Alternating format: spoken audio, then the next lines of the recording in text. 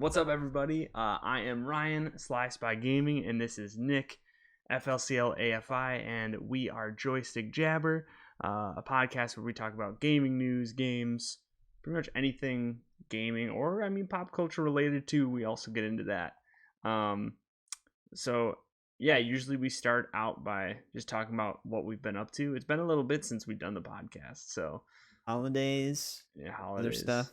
Yeah, where we live, like blizzards every 2 days, so only like what, negative something right now? Yeah, currently it's like -1 degree, which was I think one of the warmer days. Yeah. Yesterday it was like 4 degrees. Was it? Yeah. Well, look at that. Moving on up. Yep. I think like in the lower parts of the states it's like negative. It's like in the negatives, which is crazy. Like Alabama. And then in summer it's like 90 to 100. Yeah. Yeah. It's just getting hotter and colder. Yeah. It's global warming. Which none of them. I prefer none. Winter or summer. No, I would rather have temperature. Spring. Yeah. No, I'd just rather have spring or fall. Yeah. Way better. That's true. I'm definitely a fall person.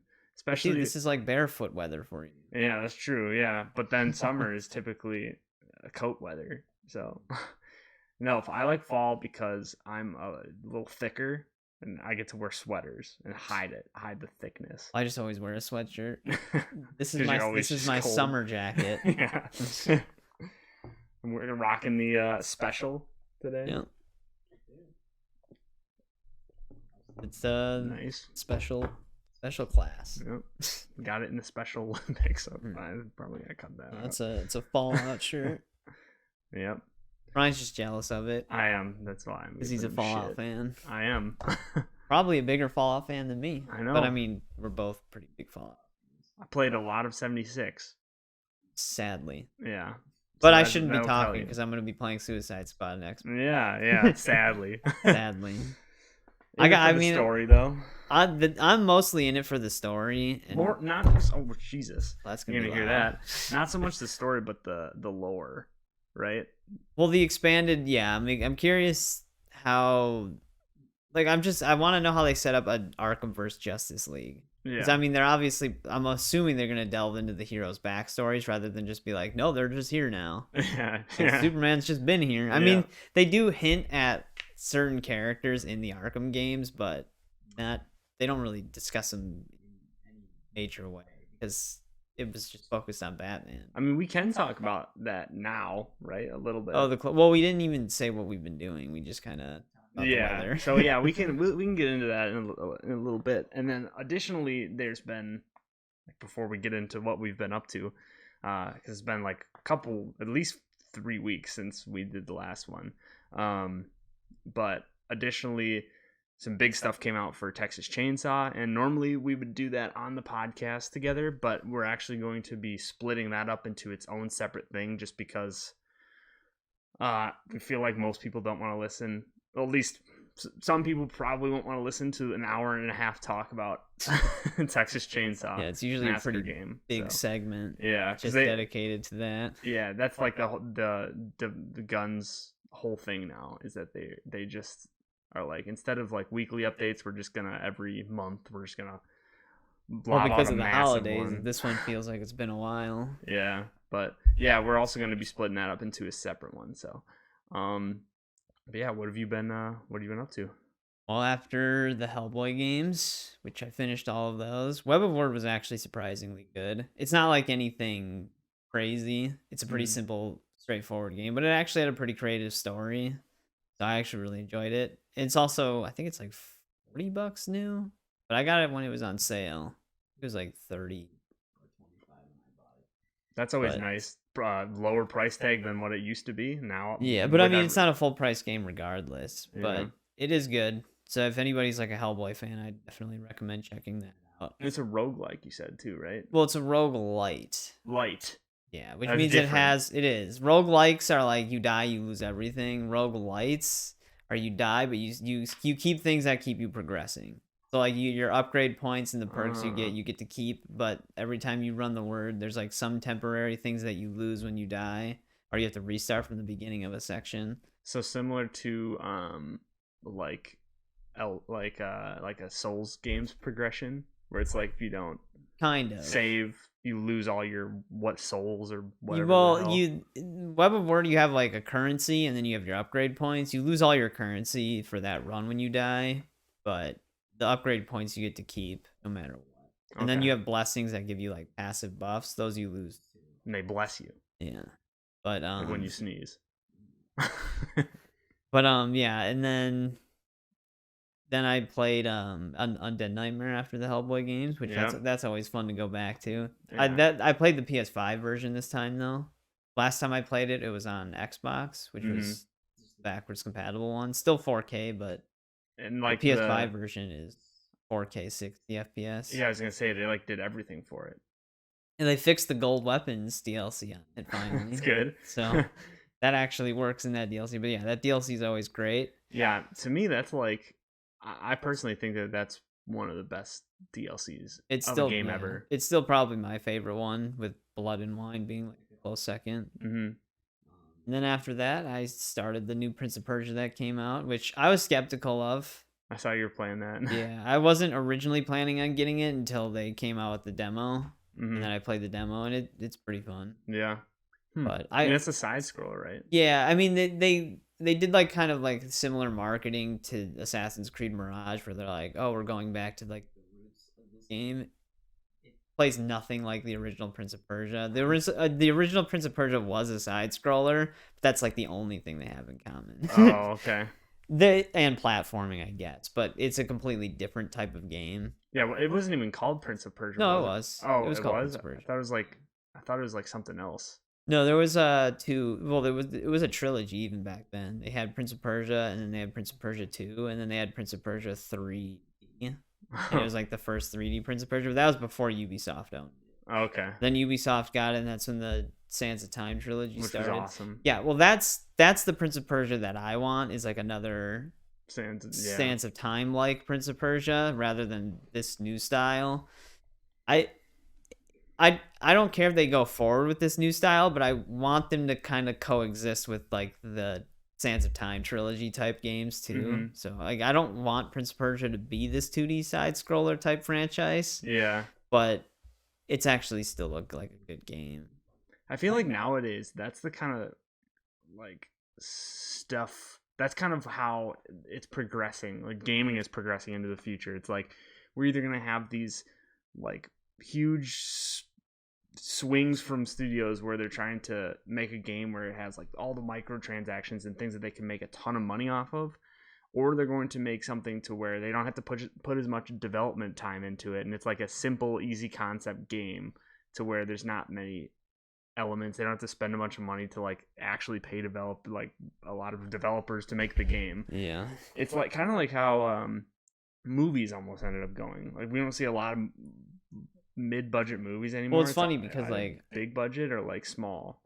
the small budget movies are actually like really profitable. It's the big budget movies that aren't. Yeah. Because I think they recently came out with that Godzilla -1. I think they said that the budget was like around 10 million. So they made a huge profit on that. Yeah. Where Marvel movies are like $300 million budgets, and they're not even breaking even. So. Yeah.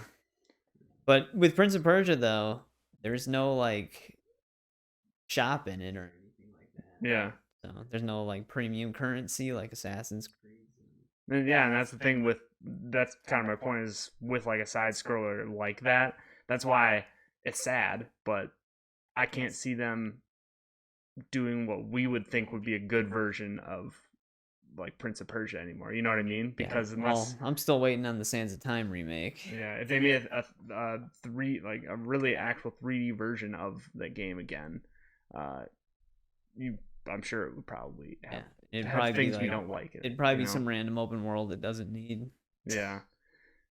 So unfortunately, I wish that wasn't like that. And that's the thing too, is with companies that do make the bigger budget movies. We're like comparing it to movies, but the bigger budget movies, if they do flop, it's like a big flop.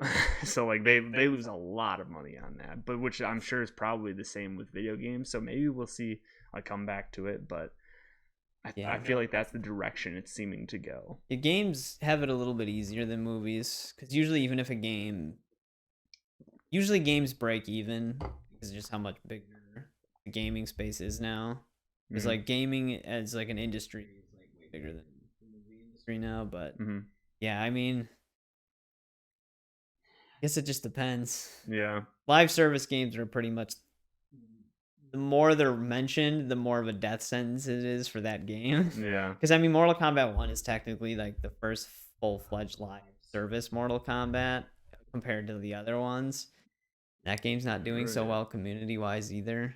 Yeah. Yeah, no, we can get into that a little bit later too. But yeah, I mean, for me, I've actually been playing a lot of Baldur's Gate. On Slice by Gaming, my other channel, I've been playing a lot of Texas Chainsaw, which exclusively. Yeah, well, streaming. Yeah, streaming wise, it's been pretty much exclusive Texas Chainsaw. It's a pretty simple concept game to do, and it's easy to stream and be able to actually chat with people. So that's why I like doing it. Plus, trying to level up my profile.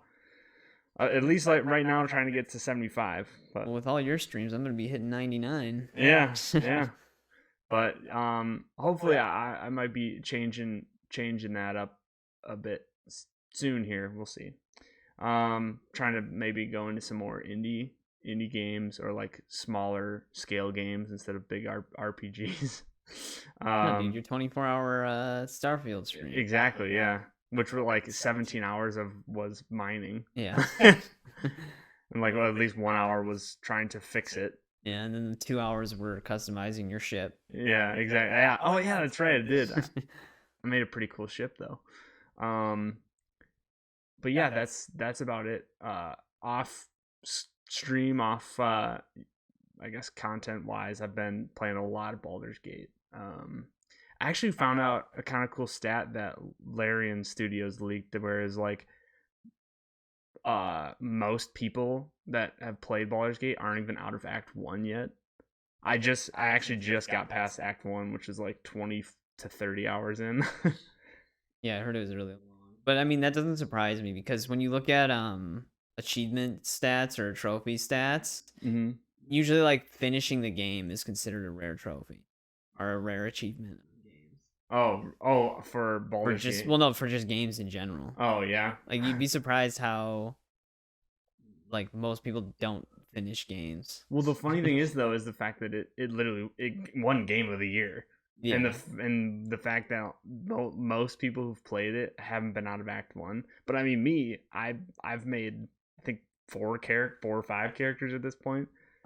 Only one character is past is past Act 1. I mean, the other ones were with other people, so I guess that makes sense.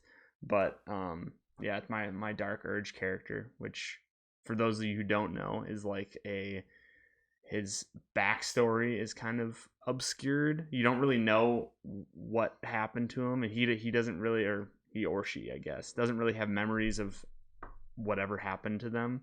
What personality? Kind of, yeah. It's like a Jekyll and Hyde type of situation, but you have like murderous thoughts. You can act on them or not act on them. It's pretty cool. I mean, I personally like how Baldur's Gate does their stuff. It seems like it's a constant winding story with. I'm just wondering how in the actual hell they made it, like how they made it to where, and how they planned it out, you know what I mean? Because like every action, it's essentially like the Telltale games where it's like they'll remember that, but it's everything. I mean, they worked on that game for a super long time. Yeah, I mean, I talked to a bird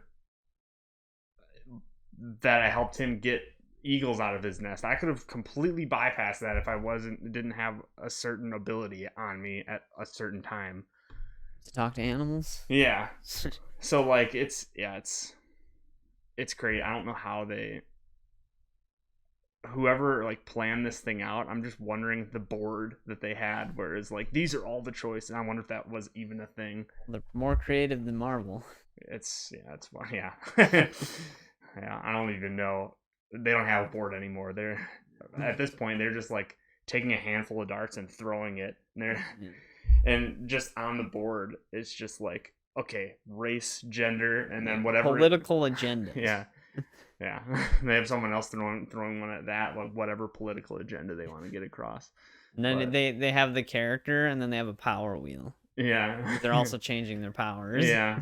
Echo. Yeah. Yeah, you watched Echo. I just today I finally watched the Marvels, and I haven't seen that yet. I personally, I won't get into. I don't want to spoil it for you, but I personally didn't think it was that bad. I'd heard a bunch of crap about it, but it was actually pretty good.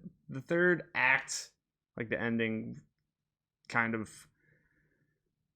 was anticlimactic for me a little bit, but the movie was actually enjoyable. More enjoyable than Captain Marvel, which I think they got over $1 billion, I believe. Yeah, but there's a lot of speculation on that. Yeah. Brie Larson, I think, went and saw it like 100 times at least. No, 1 billion times. Yeah. But, well, at least that's what they say, is that it broke $1 billion. But yeah, they no, I just personally think that a lot of people don't want to go to the theaters anymore. And I actually I stopped even before Infinity War. Or no, before Endgame. Oh, really? Yeah, I haven't been to the theater in a long time. I think that a big thing with that is that there's a lot of people who've gone over to streaming, and now with streaming being so big, there's not as many. You have an audience that watches a bunch of cable, and you're just constantly getting bombarded with ads about like, oh, next big movie is well, Barbie. The other thing too is theaters are just like, how much is a ticket now? $15, $10. I think it's like 20. Yeah, so it's like, why would I do that? Yeah, you can just buy the movie physically for 20 and then watch it forever.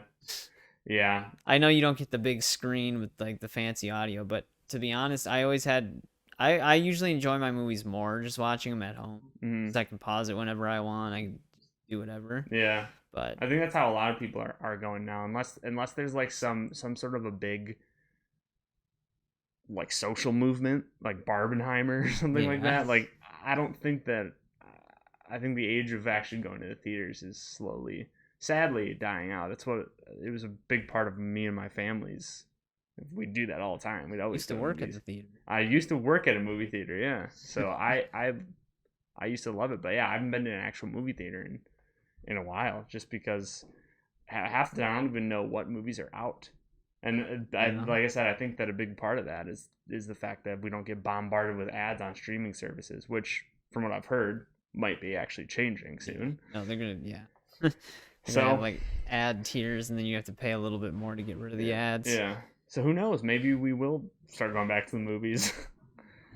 Biggest movie yet. Well, the other thing is too is usually the movies don't take that long to reach streaming services after they've been in theaters. So that's true. Yeah, that's another reason. Most people just wait. Yeah, that's what I thought was funny, is that Marvel's isn't even on Disney Plus. Yeah, it's weird. Like, it used to be so fast where they would either do that or they would have a physical like pre-order for it right away. Mm-hmm. They still don't even have like a physical version of that movie available yet. Really? It's I think it's like specifically on Amazon. I'm not entirely sure, but it's definitely not on Disney Plus. Yeah, it's weird. What else? Oh, I've been watching What If. Oh yeah, I finished. I have like, I think 1 or 2 episodes left to go. It's okay. Like, there's nothing like, at least so far from what I've seen, there's nothing Marvel Zombies, which was cool. That was cool. There were certain things in the first What If season where I was like, this is cool, but the second one, it just kind of seems all randomly thrown together. Yeah, it starts connecting, but it's mostly like, what if Captain Carter did this? Yeah. It's like season 2, which is fine. The Captain Carter that they have in What If was better than the Captain Carter they had in Multiverse of Madness. Yeah. Yeah. There's the happy one. Yeah, that was a Christmas one. Out, yeah. That was interesting. But it's like, where is this gonna go?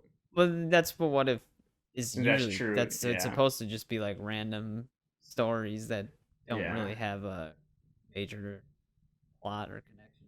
I thought there was some sort of a connection. There is. You'll keep watching it. It'll circle back to some things that happened in season 1. Yeah. I mean, I saw the one of. I actually really liked the one where Iron Man crashed on Sakaar. Oh yeah. That was a pretty cool one. Yeah, he did more good for the people than Thor did when he was there. Yeah, that's true. Yeah, yeah, it would have been better. Yeah, and they would have taken Thanos out. yeah, very easily. Yeah, it's just funny. Ever since Endgame, every time they bring Thanos into like another story after Endgame, he goes out instantly. Yeah, it's like not even a fight. Yeah, Mad Titan is actually just a huge bitch. Yeah, pretty much. Unless he has the Infinity Gauntlet. Yeah. In the MCU, at least. Yeah, live action though, he's still badass. When he came back to Earth in Endgame, he's just like beating the. He doesn't even need the gauntlet. He's just beating the shit. Well, he was out able of to fight everybody. the Hulk without, unless he had one of the stones. I forget what they were saying. Where it was like, the Thanos from Infinity War was like the philosopher Thanos, and the Thanos from Endgame was like the warrior Thanos. It was like because of the time jump. Because really, in Endgame, he's there earlier in his lifetime than when he came to Earth in Infinity War. Yeah. But yeah, because Gamora wasn't even.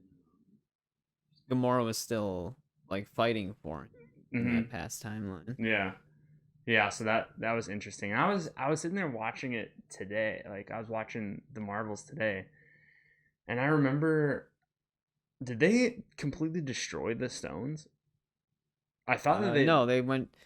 Captain America went back in time and returned them to the specific points in time before they found them. Yeah. Okay. So they're technically still,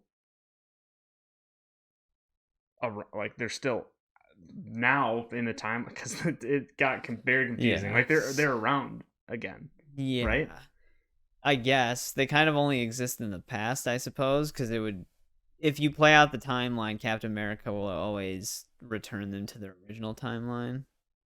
So past Endgame, present day, you wouldn't be able to get them.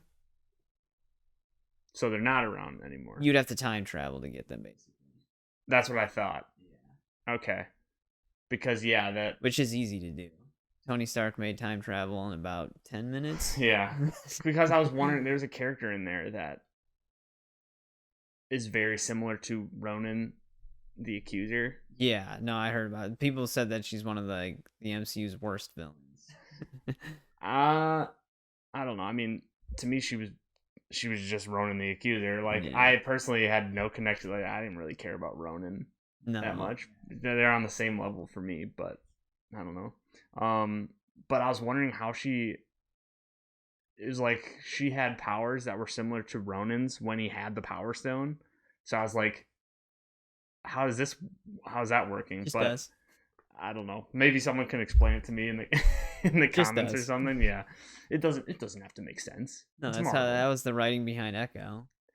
Yeah. Just do it. Which I also need to watch, but your glaring review isn't necessarily making me want to do that. There's parts of Echo that are fine. Like it kind of just feels like because Kevin Feige originally made a statement that Echo was like unreleasable. They had to do extensive reshoots for it, and it had a lot more to it than what they came out with. So apparently, this is the releasable. Well, version? when you watch it, you can tell that like it starts one way and then it goes a completely different. You're like, well, what? Now this just doesn't even make sense. Like, what's even happening? And then like they give her new powers because apparently the director or writer or whatever, one of them said that her comic powers are lame. Oh, so they changed them. That's good. But the change was really stupid. Lame.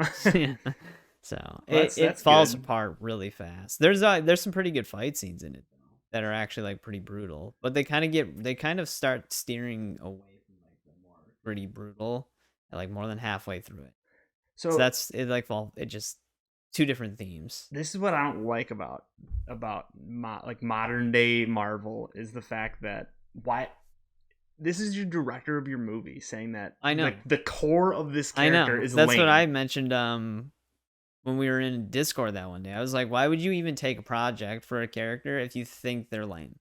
Yeah, it's like what Like, why to wouldn't you get me, someone who wants to respect it? yeah, why the would you even like want to make? Why would you want like? Why would anyone make a character? Why would someone make a movie on a character where they think that their powers are linked? It just doesn't make any sense. Yeah, I know. Like, I'll take it, but I'll change it fundamentally. To me, the only Like, reason then why is just do to it? like just to push an agenda. It's like no one was freaking out because at Echo they're like, oh, my favorite No, part when you about see Hawkeye, it, Echo. when you see it, you're like, oh, okay, I know what they're doing. Okay, You'll understand. It's just agendas. pretty much. Her new powers don't make sense at all. Yeah, I don't even know where they stem from. yeah. To me, it's I'm getting pissed off with that stuff. It's like just make something because it's good. Like make something because it's good, not because you want to like cram it into something that it But I shouldn't mean, be. you do want to see a movie about a pregnant Rey though for Star Wars, right? Yeah, exactly. They know what they're doing. The last of the Skywalkers. She's a Palpatine. Yeah, I know. She's just self-proclaimed Skywalker. Yeah. Yeah. But we can't. I don't know how much we want to rant about Star Wars media. Oh man, Marvel and Star Wars media. We're gonna have everyone. I mean, we're pretty lenient on this stuff though. Like overall, I didn't like despise Echo as much as other people, but it isn't that great. Well, that's the thing is, and I feel like we're honest. We're not here trying to be like, no, like you shouldn't do this, or like, you know what I mean? Like we're not gonna go along with public opinion. Like I liked Saints Row. Everyone else hated Saints Row. It sounds like the whole Echo situation is very much like Justice League, where it's like they had too many people working in it to where it was like very confusing. Well, the other problem is it was just fundamentally changing the character. Mm-hmm. It's like she kind of is like Taskmaster, where she like can mimic a fight style just by seeing it and stuff like that. Well, not anymore. Yeah. But that's like not even a lame thing. Like she would be able to go toe to toe with people plus her skills that she already has. Yeah. Well, even Taskmaster isn't Taskmaster anymore. No, I know. The MCU Taskmaster was also fundamentally changed. Yeah. It was stupid. Yeah. Which had me laughing because of the fact that the stunt double, like the person that was doing the stunts was a male. Yeah, well, he looked kind of like Taskmaster. Yeah. I know. Well, they changed Kamala as well. They gave her like cosmic powers. Yeah, I mean, I personally liked Miss Marvel. I thought it was the show wasn't that bad either. It was okay, but it's just weird that they didn't want to give her stretchy powers because they were like, oh, well, we already have like Mr. Fantastic with stretchy powers, but it's like, you know how many characters share similar abilities? Like how many can fly? They have super strength. Some like it's just not even an argument. Yeah, I mean, I don't mind the change too much, especially like after watching the Marvels. I don't know. I feel like that's fine.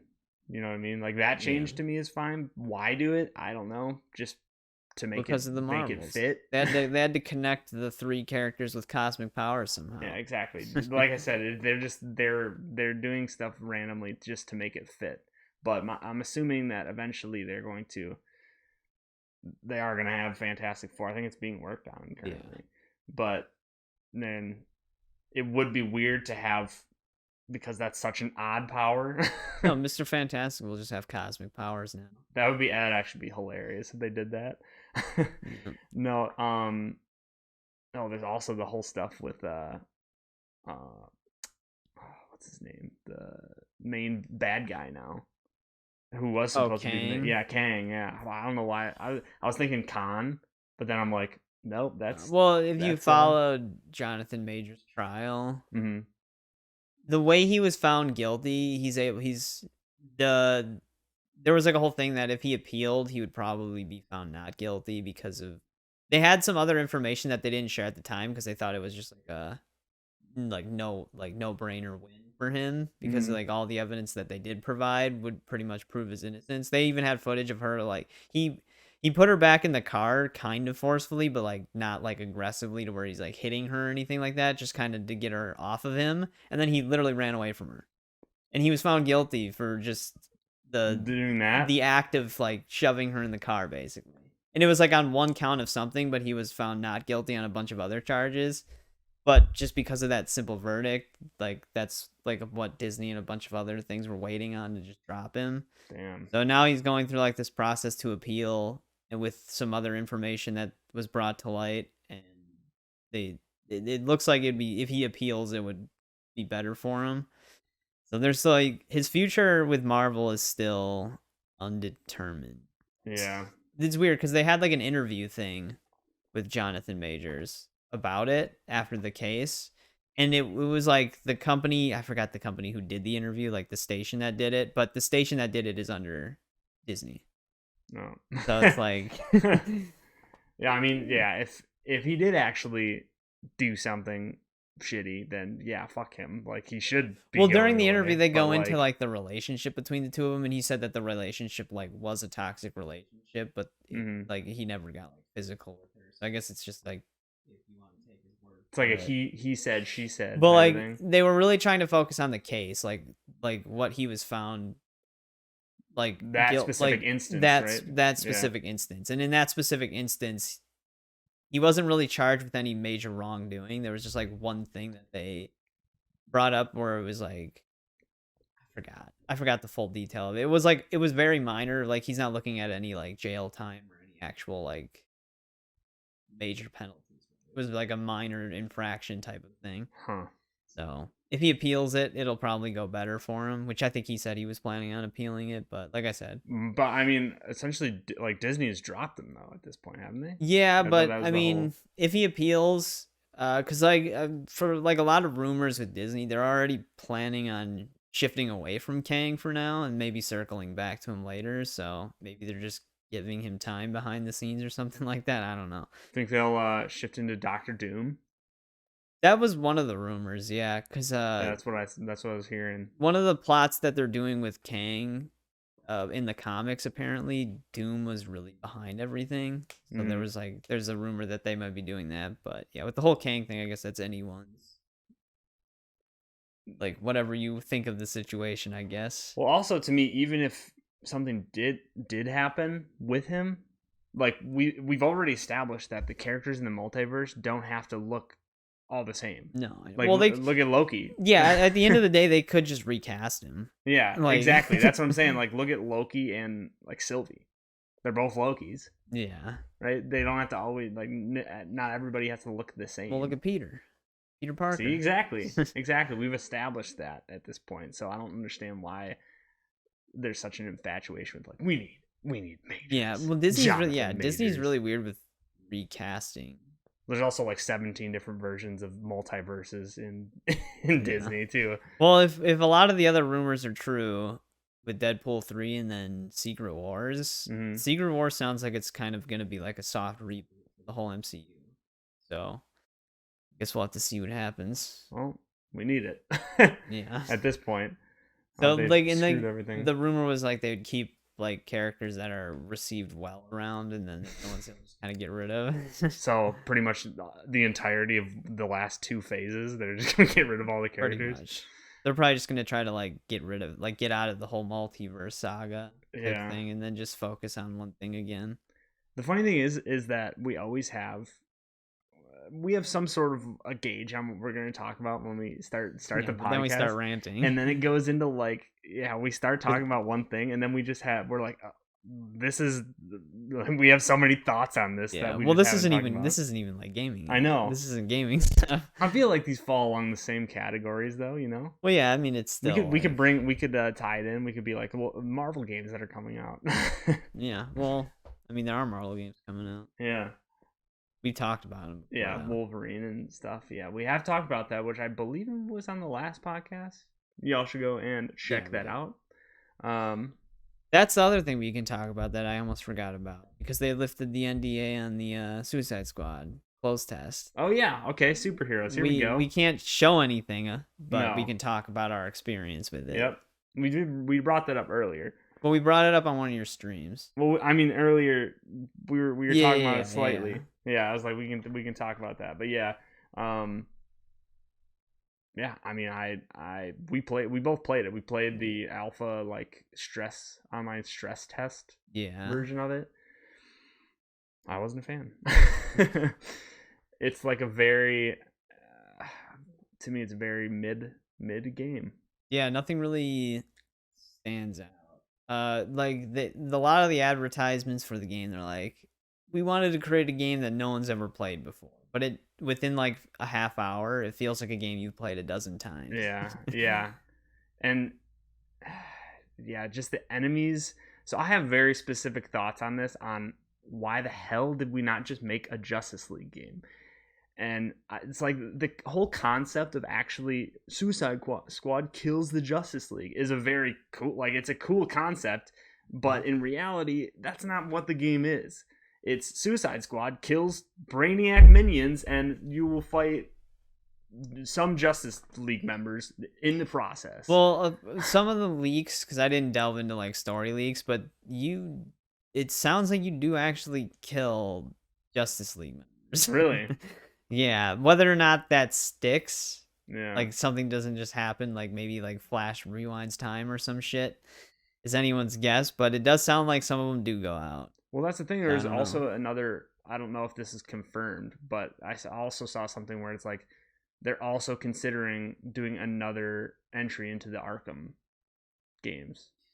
Yeah, I saw that too, but I don't know where that stems from, because I think that might go into story leak details. So I don't know, because like I said, I didn't look up story leaks because I don't want to. You're actually interested in the story. Well, I'm interested. Well, I mean, even the story moments they had in the tech test were fine. Like, I like those. That's going to be the one thing about the game that is actually going to be good. Well, yeah, I know, but the internet's whole thing is like, oh, great, I can't wait to watch this game's on YouTube. Like YouTube. Yeah. It's like, yeah. I mean, I'm gonna play it just to play it. Power through it.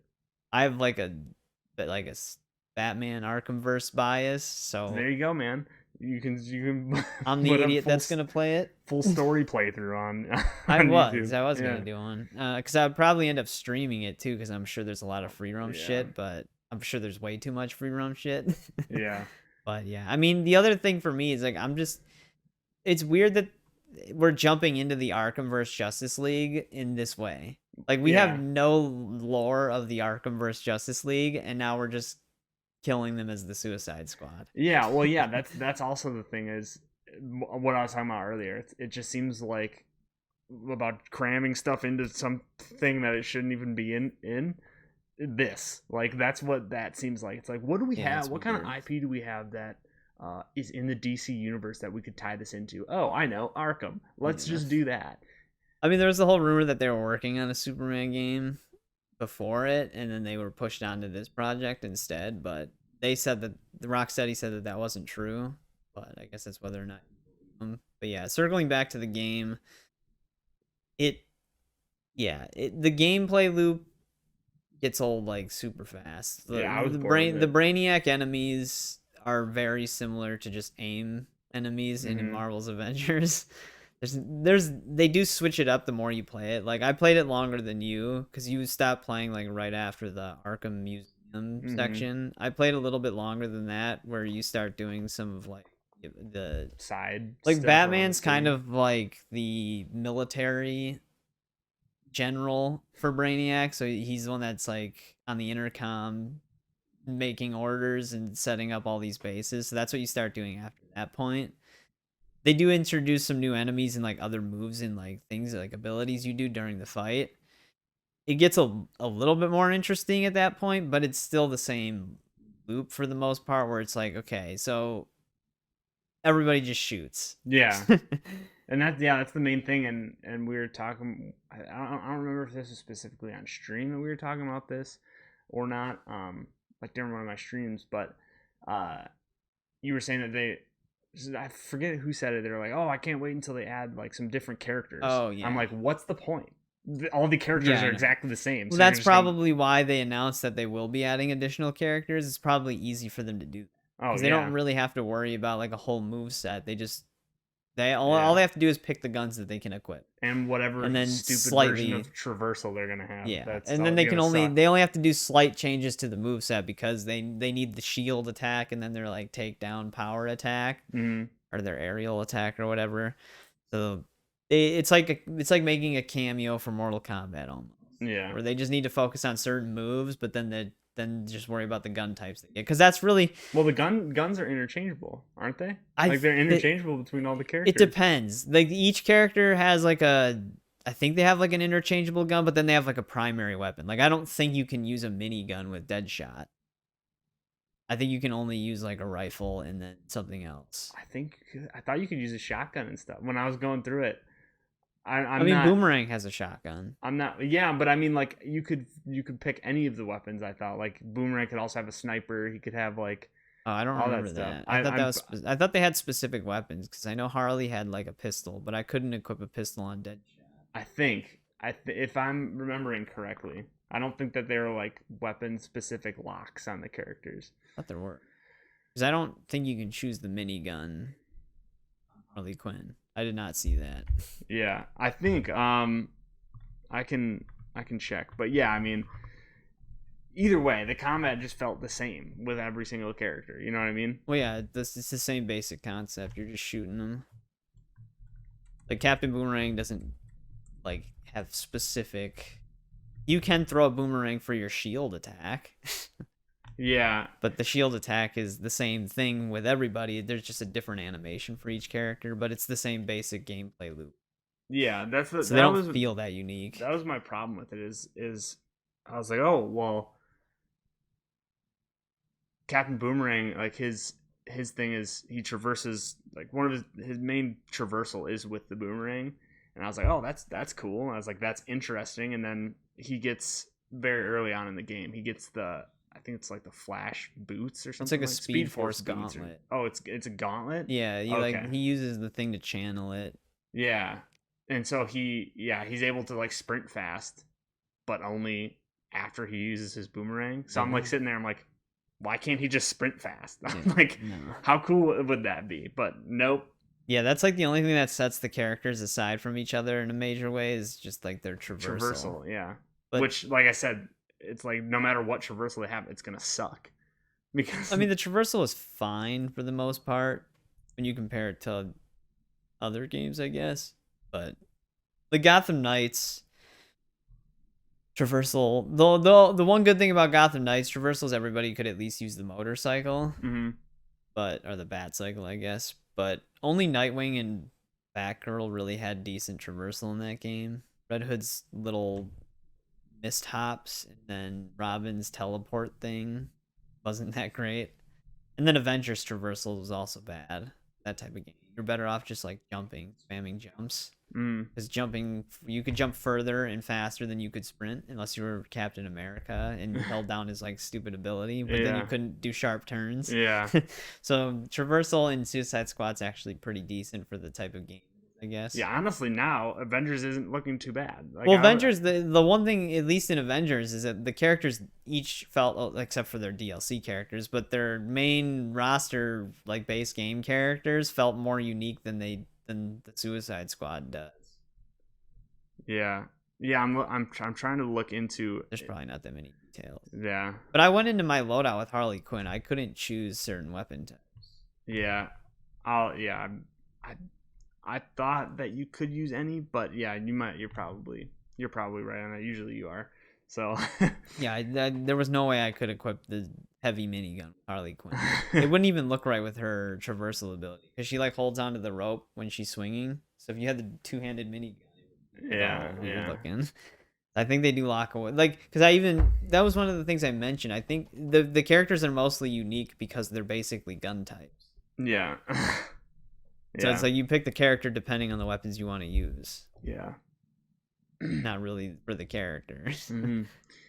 Yeah, and that's it just wasn't like that exciting. Well, because what we played was a different section. The version that everybody else got to play, like, publicly at their event was a different section of the game, but it showcased the Flash boss fight.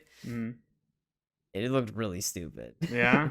Like, he just, like, moves around the area, like, summoning the tornadoes, and then he stops for a little bit, and that's when you shoot him, and then he moves again, and then you, like, wait. So you're just, like, running around dodging stuff and waiting for him to stop so you can shoot him. Yeah. It's like... That's exactly my point. It's like, I would have rather had a game... Like, I know at the time, a lot of people didn't like Avengers. We actually played Avengers quite a bit, but it ended up getting boring. This is a more boring version of the Avengers. Yeah, I don't know how they're gonna handle because it's definitely a live service game, despite what they say. They're one of the people behind the game said that, like, I wouldn't label it as a live service. It's like kind of its own genre. It's not. It's an action adventure live service. And like, it I'm has guessing a very they're gonna have genre. different outfits for the characters. Yeah, well, it's gonna have battle pass. Yeah, of course. It's a full through and through live service game. So despite what they say, it is a live service.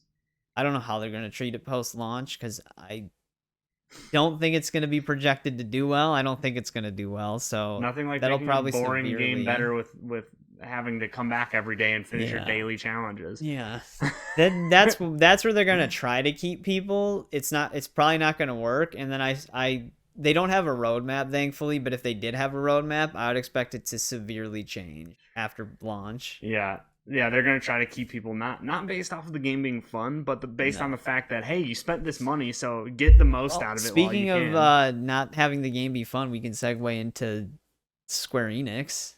Yeah, okay. This is an older news story, but it's been a while, because this happened around New Year's. But before they had originally said that, like, the time of playing games for fun is kind of a thing of the past, and now it's going to be like more play to earn. So that was before, like a few months before, like that was like in 2023 that they said that. Square Enix, yeah. This was like around the time they sold all of their Western franchises, all their IPs, like Tomb Raider and everything like that. So they basically just have Final Fantasy now. Yeah. But then people were like, because they wanted to go in on NFTs and like crypto and play to earn games and stuff like that. And that kind of, when everything started happening with that, and now NFTs are basically useless and worthless, they stayed silent on that for a while, and then New Year's they came out with another statement saying that that's still the plan going forward. So it's not about playing the games for fun for them. Yeah. So for those of you who enjoy playing games, that time's long gone. Yeah. You're not supposed to. Yeah. You're supposed to want to. It's supposed to be like a job. Like a second job. Yep. You know how you get home from your job after a long day, you just want to go and do a second job. So I think Square Enix's future is going to be pretty grim for people, especially like Final Fantasy VII Rebirth is probably going to be fine for, like, it's probably going to be what you would expect it to be from the Final Fantasy VII remake. So I think that's going to be like a normal project. But after that, well, now, I mean, they sold off all their other Luckily, games. I'm glad they did, because now that the company's heading in this way, I'm glad that Tomb Raider's owned by someone else. Legacy of Kain is owned by someone else now, which I'm hoping makes a comeback. Like all of the things I liked about Square Enix are no longer a part of Square Enix. That's thankfully, because I'm not a Final Fantasy player, so to be honest, I don't care if they do it that much. But I've wanted to play Final Fantasy 15. There's been so many other games that, like, diving into a Final Fantasy game is like diving into like another job. It's good. I'm assuming that game would be. I think it's Final Fantasy 15. I think that's the newest one. Oh wait, no. I thought it was 16. Wasn't 15 16? The Noctis one? Maybe. But yeah. So. But I heard that it didn't actually do very well. Like, it was sales wise. It did, but that's another problem with Square Enix. They overshoot their expectations.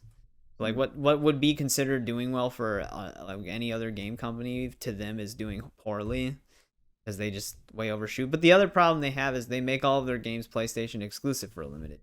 So they don't even hit the full sales market. It's 16. You're right. Yeah, Final Fantasy 16. Yeah.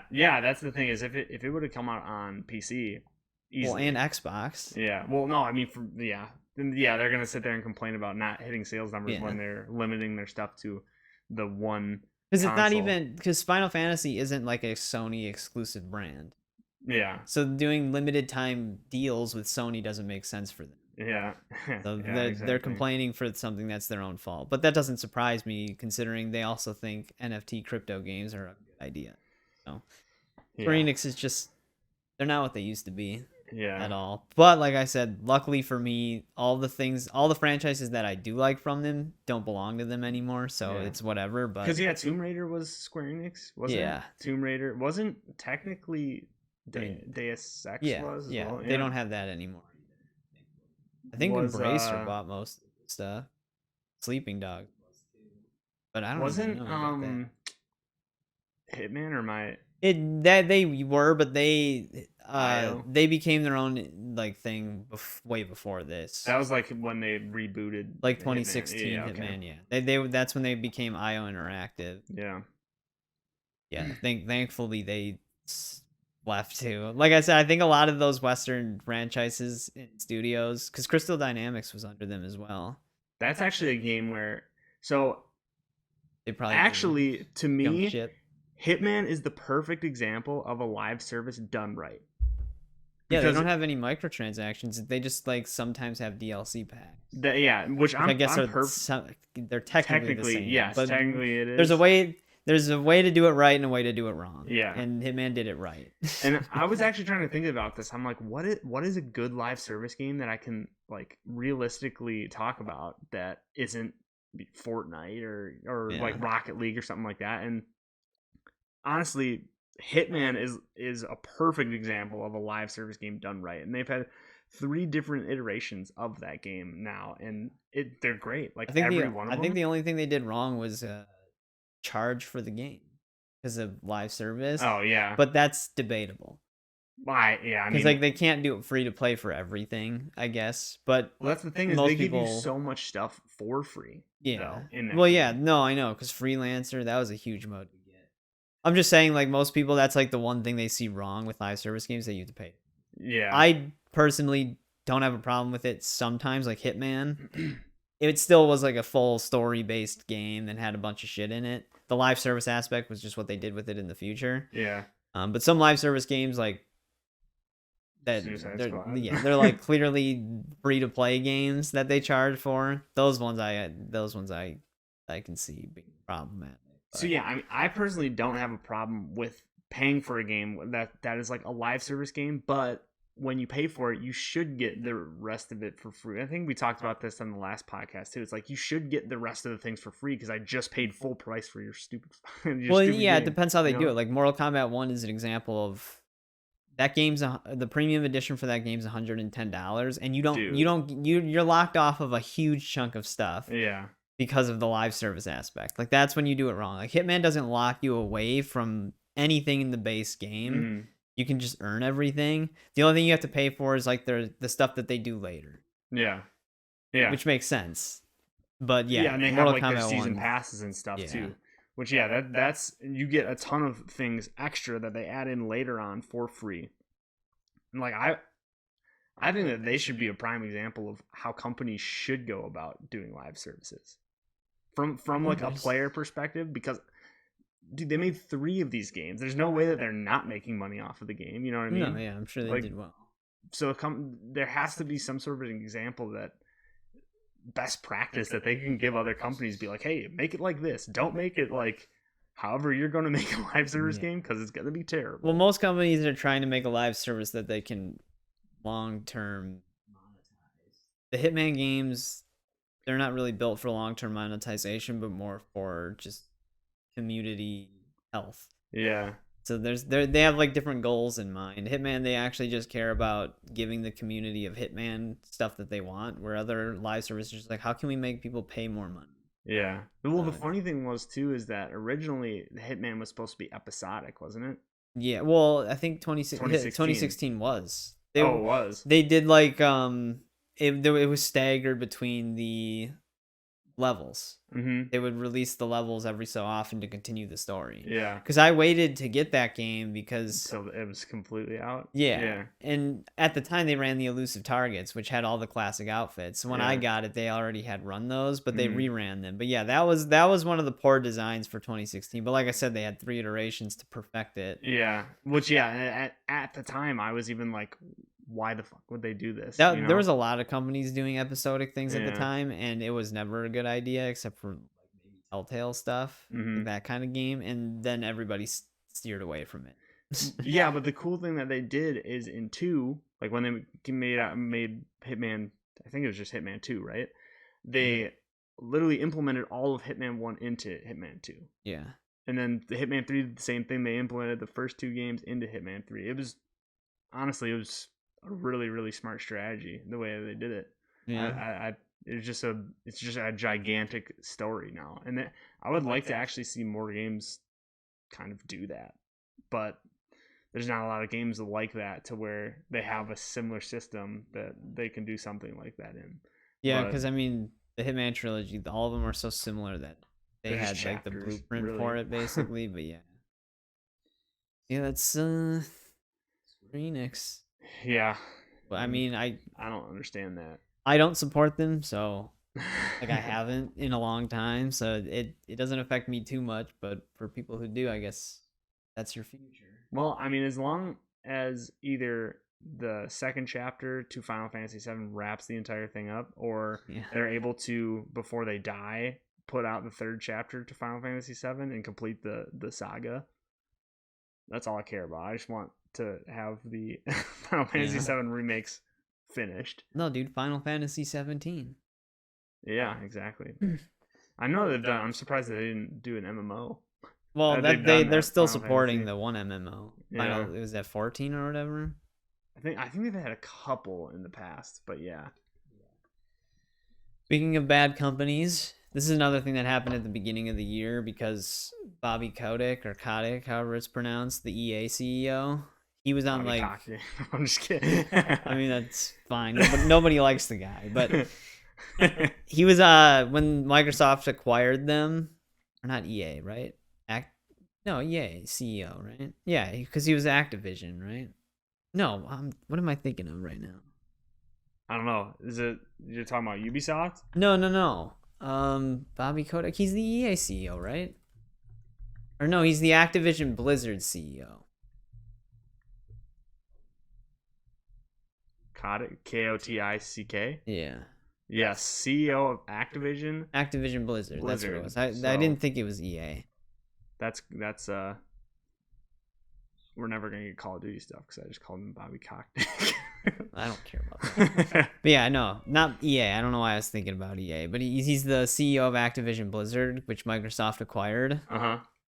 And once they acquired him, that's when he was like he was like till the end of the year. That's when he was gonna leave. But after he left, tons of shit came out from employees and other people that worked with him, and just a bunch of people complaining about him, saying that like the reasons why our games are so bad is because of decisions he made. Like he would tell them to work on something, and then they'd start working on that instead of what they were working on, and then when they were almost done with it, he'd tell them to scrap it and start doing something else, so then they would just lose a ton of development time. Oh, I mean that could be the reason why we see Call of Duty MW3 as literally just DLC for MW2. It was most likely him. But like people who worked with him just said that he was like an asshole. Somebody was saying that he would give people death threats or ultimatums. What? Like a lot of these are just rumors? Like accusations. Like there's no real like evidence behind some of them. But he does have a really shady past for just being a total dick to everybody. That's the thing. I actually worked with a guy that he worked there. Like he worked at Activision Blizzard, and he said that he ended up leaving because it was just toxic. Yeah. No. Yeah. I never pressed him like to tell me more or anything, but yeah. So yeah, there's been a lot of things. There's been a lot of stuff leaked through though, like from that. You know what I mean? Like when there was that whole employee strike. Yeah. When was that? Like a couple months ago, whatever, from like Activision, where it's like that happened a while ago, I think. And then there was that was like a whole Blizzard thing too. Yeah, there was something else where it was like it was like some hiring practices were like screwed up or something. Well, they had like there was like a whole thing that they were under investigation for how they treat women in the workplace and everything like that. And that one was funny because they were like we investigated the issue and we didn't find us in any wrongdoing. Yeah, Blizzard itself. Yeah, it's like okay. But yeah, so you heard it from them. There's nothing going on here. Basically, that's what they tried to pull. But yeah, I mean, Bobby Kotick, ran that company super poorly in terms of just from the company itself, like the employees that work there. They always complained about him for a long time. So this could be a good thing, or he could just be replaced with someone worse. Yeah. Or the same. The only bad thing is like he got like a massive paycheck for his like departure. Well, dude, I mean, So, he's the CEO of Activision Blizzard. yeah. Well, he's been getting paid a lot, like really well the whole time. The thing is like I don't even know. That's At how this it is. point, With it game seems like development, that kind of company. It's like one of those things where it's like too big to fail. No matter what kind of like Call of Duty that they put out, no matter how shitty it is, people are gonna buy it. They're gonna spend money on Nicki Minaj. And in terms of their normal like sales margins, Vanguard and Modern Warfare 3 did do poorly, but they still made so much money that it didn't matter. I mean, wasn't a Diablo fan. I bought the $100 version of that game. I'm not like that was worth it. Yeah, well, I mean, to be fair, it had a really good story, but they tried to do a bunch of microtransaction shit that made it very stupid. Well, dude, it only costed like $10,000 to max out a character in Diablo Immortal. Do people actually still play that? I doubt it. The one guy who spent that much money to see how much it costed, he uninstalled the game and stopped playing it when he maxed his character out. He deleted the character too. What? So he just wasted the $10,000. Why? Why would you do anything? He apparently did it to prove a point, but he still gave Activision Blizzard $10,000 for it. So there you go. Stupid point to make. We already knew it was a ripoff. Yeah. Why would you even go that far? Why wouldn't you just use math skills to be like, hey, this is how long it would take to make. There already was like something where it like emulated the marketplace and because someone figured out the chance, and it was like a marketplace that Diablo Immortal had, and you run it to see. It was because it was just like an emulated version of it, and you would just run it to see what your chances are to get like the best whatever gem thing with the best stats, and it would be like. It would like add up to like $500 before you would get like one, and you needed like 3 or 4 to fill them all the slots up. Oh my god! People already knew at the time before spending that amount of money that it was a huge ripoff. They purposely staggered the chances of getting it to the point where it would cost you thousands of dollars. Ha! I showed you guys. I proved a point. I just gave you $10,000. Yeah, it's stupid. That'll show you. Yeah, I mean, under Microsoft. I guess we're gonna have to see where Activision Blizzard goes. Yeah. But it could get better, it could get worse. Yeah, I mean, yeah, that's what I'm saying. That was my point. I think that Activision Blizzard it's one of those things where it's too big to fail. Like my only hope for this, now that Microsoft owns it, is that they start doing other things again, like Activision specifically, other than Call of Duty. Because Activision was behind a ton of stuff back in the day. It wasn't just Call of Duty. That's back when they were like, they had, what was it, Neversoft, right? Yeah. Yeah. Always Hard? Yeah. Yeah, no, Neversoft, that was like the golden age of Tony Hawk games. Well, yeah, but Activision had like the PS1. They had like the Spider-Man games. Yeah, too. Everything was Activision. Yeah, Activision had a ton of stuff, and then they just became exclusively Call of Duty. Yeah. So I'm hoping that now that Microsoft owns them, they branch out into other stuff. But yeah. I guess it depends on who's all left at the company and what their talents are. Maybe the only people there now can only make Call of Duty. Oh, yeah, I'm sure. I mean, Activision has so many different branches all over the place, and it's not like they couldn't hire someone with skills that aren't Call of Duty skills. But they still only work on Call of Duty despite that. It's the one dude who's like, I was only brought in to make the model for Nicki Minaj. Yeah. Like that's the only. If you want Nicki Minaj in this game, I can do it. Otherwise, sorry. Well, I mean, if you take EA's word for it, to make a skin for a live service game takes multiple months. I saw a meme that made me laugh pretty hard. It was like looking back on Activision. It showed the cover of World at War. It's like these veterans scarred by war, and it's just a bunch of helmets on guns. And then it's like now, and it's just Nicki Minaj in her pink, like in her stupid ass pink suit, and it's like, oh god, what happened to us? Future, dude.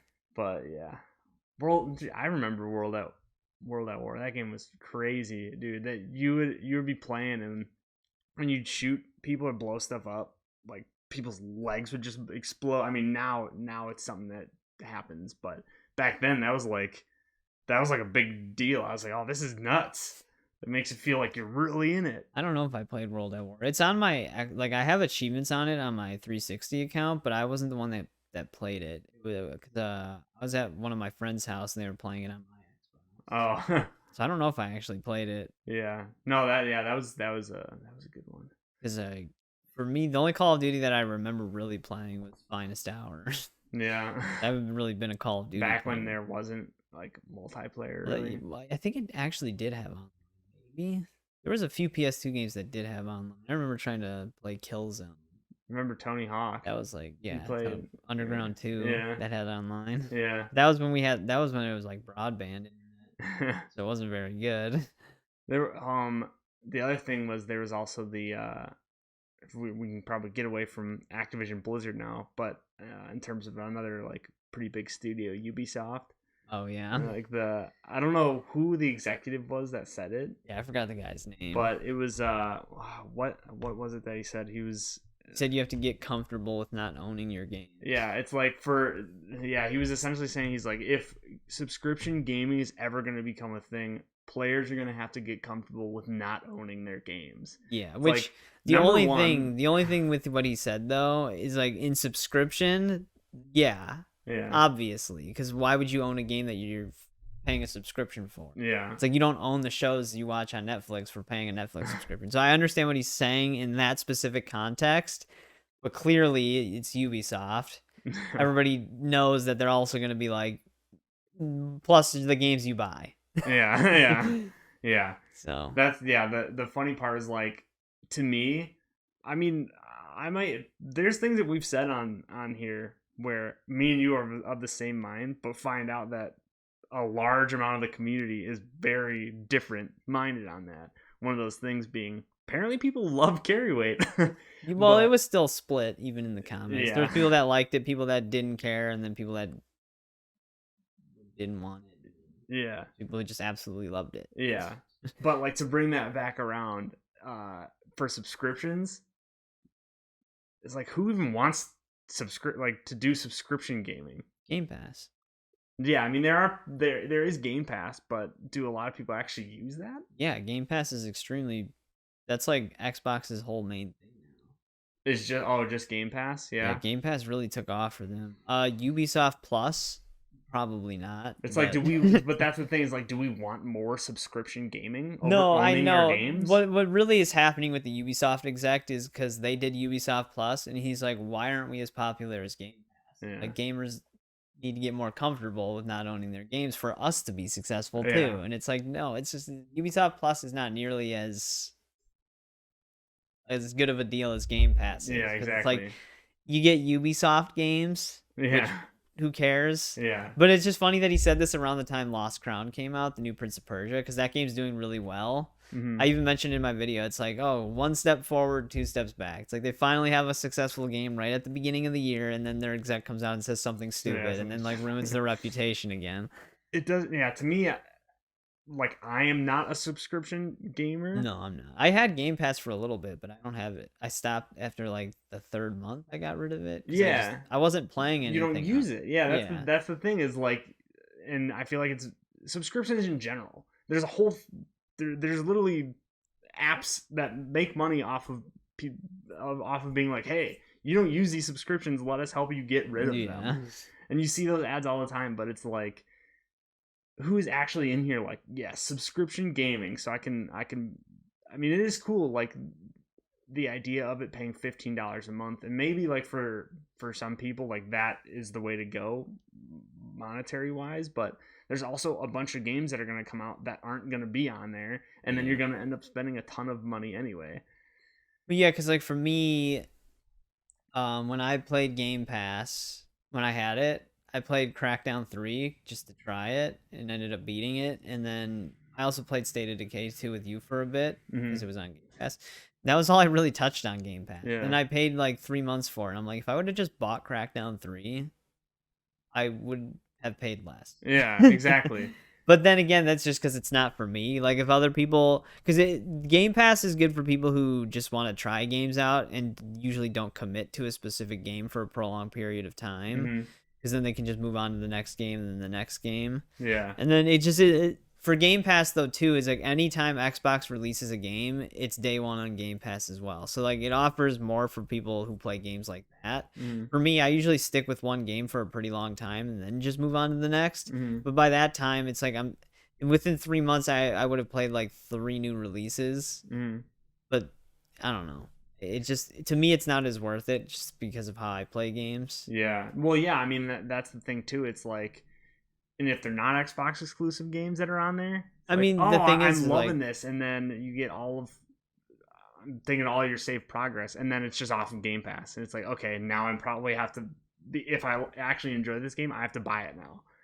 You know what I mean? yeah, I mean, Xbox they let their services work when they release their games on Steam as well. So you'd still have your progress because Xbox usually has the cross progression for their games that are like that. But Game Pass still has like a ton of third party titles available, whereas like Ubisoft they do, but not nearly as much. It's mainly just for Ubisoft Yeah. games. Ubisoft's subscription service is not going to ever be as successful as Game Pass. It's like I'm gonna pay like $15 a month for because I enjoy Assassin's Creed that comes out once a year. So you're paying it more Yeah, for one game. yeah. Like, 'Cause but that- you and also then, get yeah. trials. You get Steep. Yeah. No, like I said, the Ubisoft exec he's just an idiot. It's like he can't read the room basically. Yeah, and yeah, I mean, it makes sense for something like honestly, like for me, it made sense for something like Xbox or something like PlayStation, like PlayStation Plus, where you get like the huge library of all like the PlayStation games, almost like all of them that were like ever made, essentially. Unfortunately, it's like streaming, Yeah, which for PS3 sucks. ones. But yeah, I mean, there's like, I would honestly say go the GeForce Now route instead, like GeForce Now Ultimate, or I think it's called, where they have something where you do stream the games, and it is like a service based thing, but the streaming is phenomenal on there. I was actually I was super skeptical when I started it. I was like, streaming games like this can't be good, but they're streaming off of like their best possible. What do you mean? graphics Google card. Stadia was super successful. Yeah, right. No, I was actually really surprised. I was like, oh, this is gonna look like crap. It's gonna be like all laggy and stuff. No, it was actually like very smooth. The graphics were amazing because it was running on whatever their highest graphics card was that they had. So that actually surprised me. I was like, if this is if every streaming game thing could be like this, or if like this is something that Sony could implement, dude, I would love streaming games. But every time I've tried playing Sly Cooper, you know how hard it is to stream a platforming game like that? I was like, this is bullshit. I'm done. Yeah, streaming on PlayStation never really regarded to be that great unless you lived in an area with like superb internet, like above the normal. Like Korea. Yeah.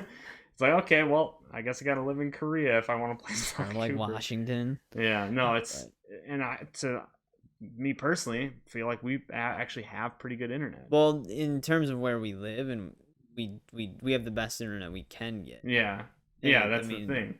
So that's all we get. But yeah, I mean, the whole subscription thing, especially in Ubisoft's thing, he just said what didn't even need to be said, but it's just because of like just the very principle of how he said it, and around the time where it's like, because this is around the time the same thing with like the whole Sony Discovery thing happened, where because they didn't have the rights to the Discovery shows that people could purchase, they had to get rid of it from their marketplace and the library, which they ended up going back on. They let people keep it. Oh, But like what he's saying just basically stoked those flames more, because it's like we already know that you when you technically buy a game now, you don't fully own it, because they can just kind of can just remove it whenever they technically feel like it. Or yeah, I mean, we talked about with the day before too. It's like they could just shut down servers and render the game completely useless. They did end up doing like forced refunds. Steam just forced refunded people because of it. But like that's what can happen even with a game you purchase. Like they Mm. can just stop supporting it or fundamentally change it or get rid of it. Mm. So like it's around all these times, but he did say what didn't need to be said. It's like we already know we don't own games that we're paying a subscription service for. Yeah.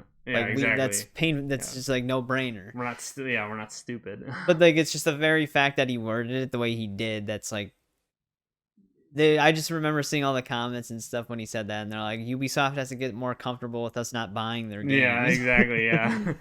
Yeah.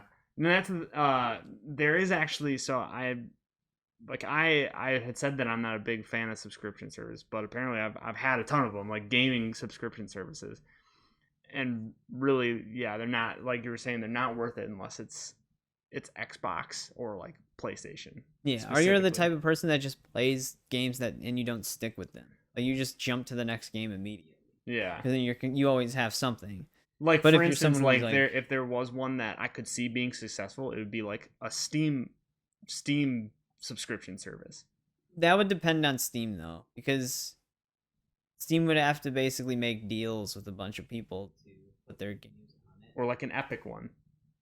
Which they already make deals with people to put their games on. Epic probably, I wouldn't doubt that Epic probably has a plan to do something like that, but they're still not profitable. Like the game launcher, they're still not profitable, so they're probably not doing it right now. Yeah, they need to still find a way to make money. Yeah, but that's what I'm saying. Is like only like platforms like that, not like Ubisoft isn't not like in the publishers. Position. You know what I mean? Specifically.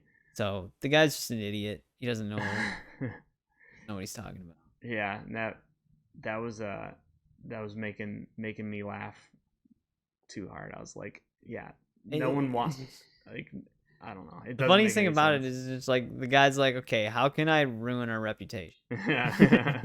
Yeah. Like it's how stupid some people are that are in the positions that they're in to make decisions like that. It's like this is like their mindset. Yeah.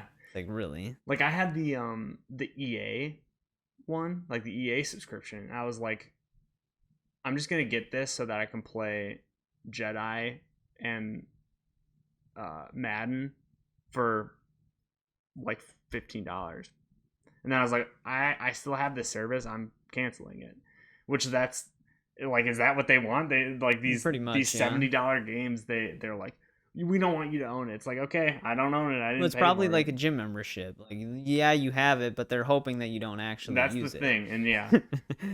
They're hoping that you just have the subscription and you just keep it and you don't cancel it even if you're not using it because you kind of just forget about it. Yeah, see, that's the sad part is like they're banking on the fact that you're going to forget about it because they realistically put out like one big game a year. You're not going to get a subscription service so that you can play one game a year. Yeah, that's why I just still buy the games. So, yeah, that's the fun with subscriptions. The other thing is like, because me, not a lot of people, like less and less people seem to do this now, but you know me, I always go back and play games no matter how old they are usually. Yeah. So it's like if I own the game, I don't need to resubscribe if I canceled the subscription. I can just play the game. Yeah. Like if I want to play Jedi Survivor 10 years from now, I can just hopefully launch it up and play it because I own it. If unless if EA closes their app down and renders the game unplayable. And they've already changed it once, so yeah. So, but in a normal case, I would be able to just play it again. Yeah. So that's why physical is always the best version. Here's the thing though. Like me, you see, like I still buy movies and stuff like that physically, but that mainly is because I don't like the bitrate compression when you stream a movie and stuff like that. You just get like the best picture quality always, constantly. But movies, like you buy a movie physically, it's all on the disc. Like you would think that rule would apply to games, but very few game developers do that. Usually you put the disc in and then you have to download the game. Yeah. Because there's actually nothing on the disc other than the thing telling the system that you own the game. Yeah, usually it'll be like, all right, you got to launch the EA app now. Yeah. So like even if you buy a game physically nowadays, you still would need the service to play it because you still need to download it digitally. Yeah, it's the same games are too big now. Yeah, well, Baldur's Gate, they're doing a physical release. I don't know if it came out or not.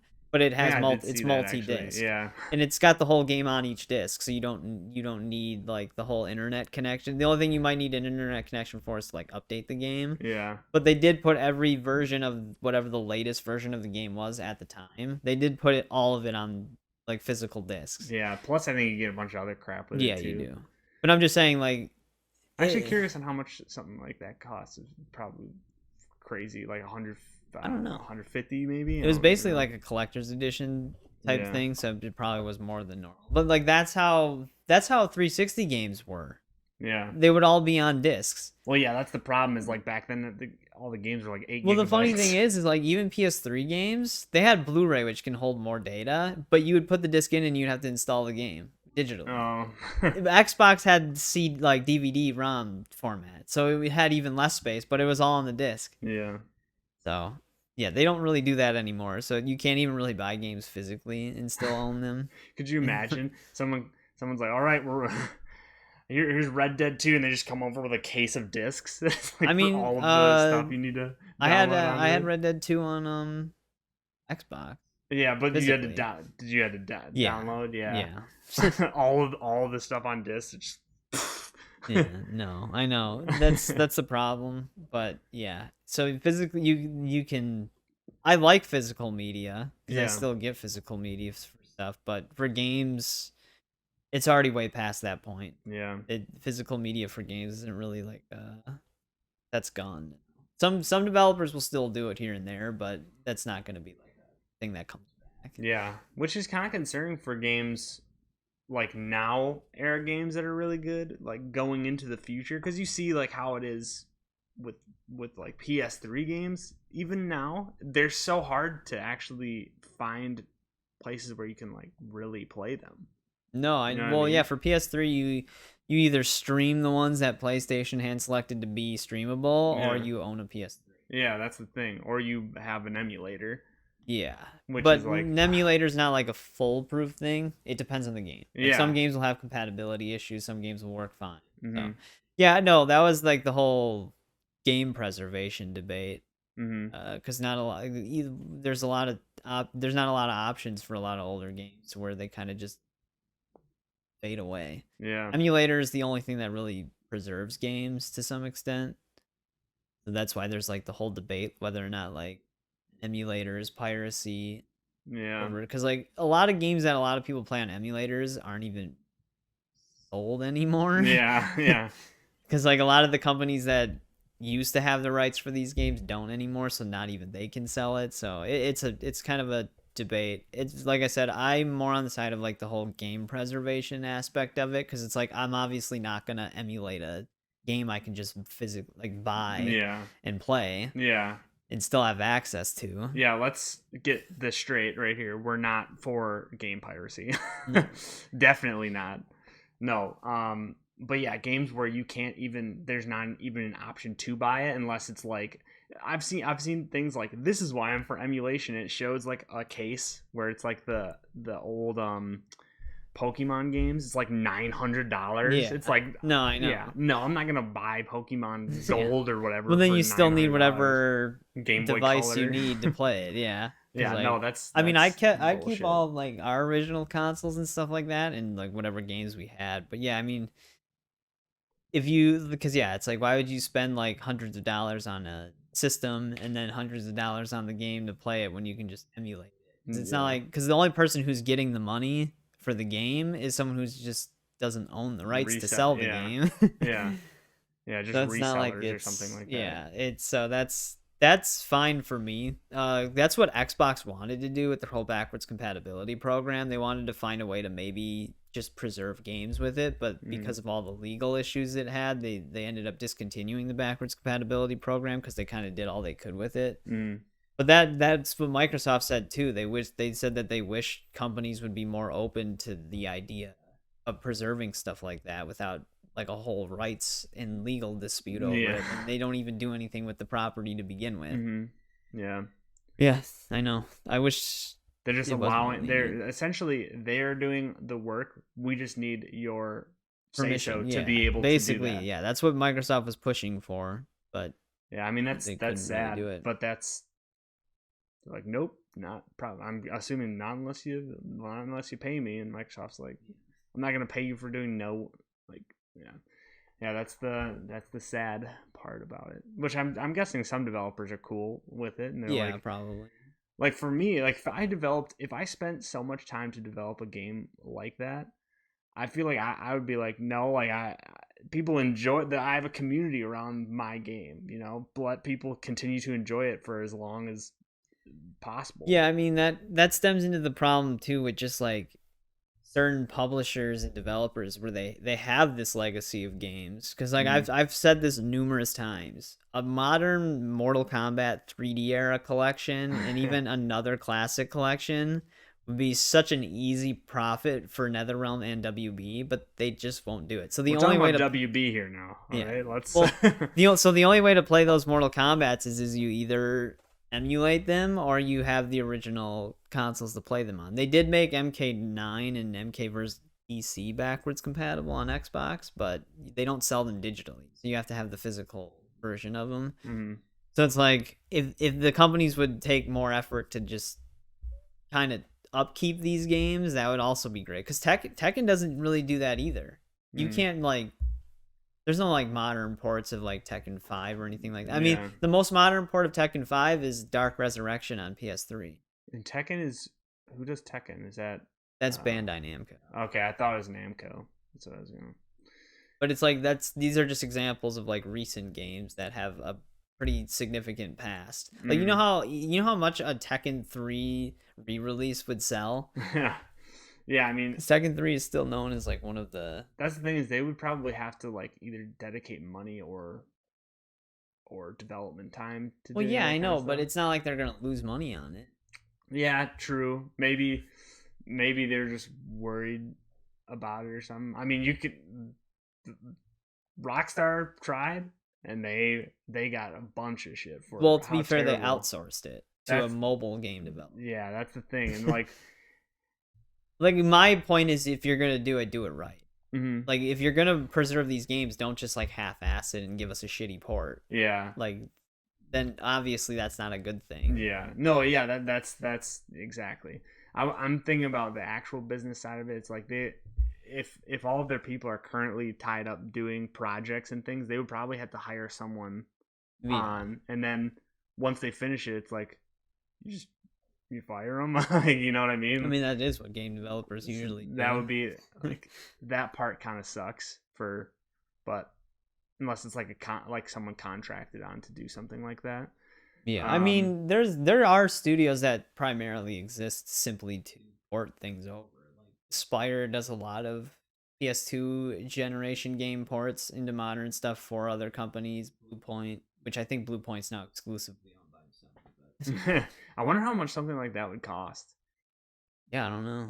But I'm just saying there's ways to do it that benefits everybody. Yeah. And like I said, a Mortal Kombat 3D era collection on modern platforms, that would be easy money for them. Oh, yeah, for sure. Same with like a Tekken thing. Like just to have Tekken playable on modern platforms. There was like you're only going to have two characters. Yeah. You're going to have like Johnny Cage and Liu Kang. By the rest MK3 Ultimate Store. Yeah. Gold collection. No, store. but I mean, those are just examples. There's a lot of games. I mean, like in February, I think they're re-releasing the classic Tomb Raider games for modern platforms. It's like they're still gonna mostly play the same way. They're just like touched up with modern controls and slightly touched up graphics. But I'm just saying, like that, even just that minimum of it, without doing like a full blown remake, is still a nice thing to do just to preserve those games. Yeah. Yeah, I mean that's to me, yeah, doing something like that or even like remakes of it, to me that feels like something to where if you remade something like that into a modern day version of it, you would be able to take the employees, for instance, that worked on that and be like, yeah, like you literally worked on modern games now, so you have a place, you have skills and stuff that are either good for us or good somewhere else. Yeah, but it's nope. Unfortunate that a lot of devs don't actually care about that. Yeah. They're also re-releasing the Gex trilogy.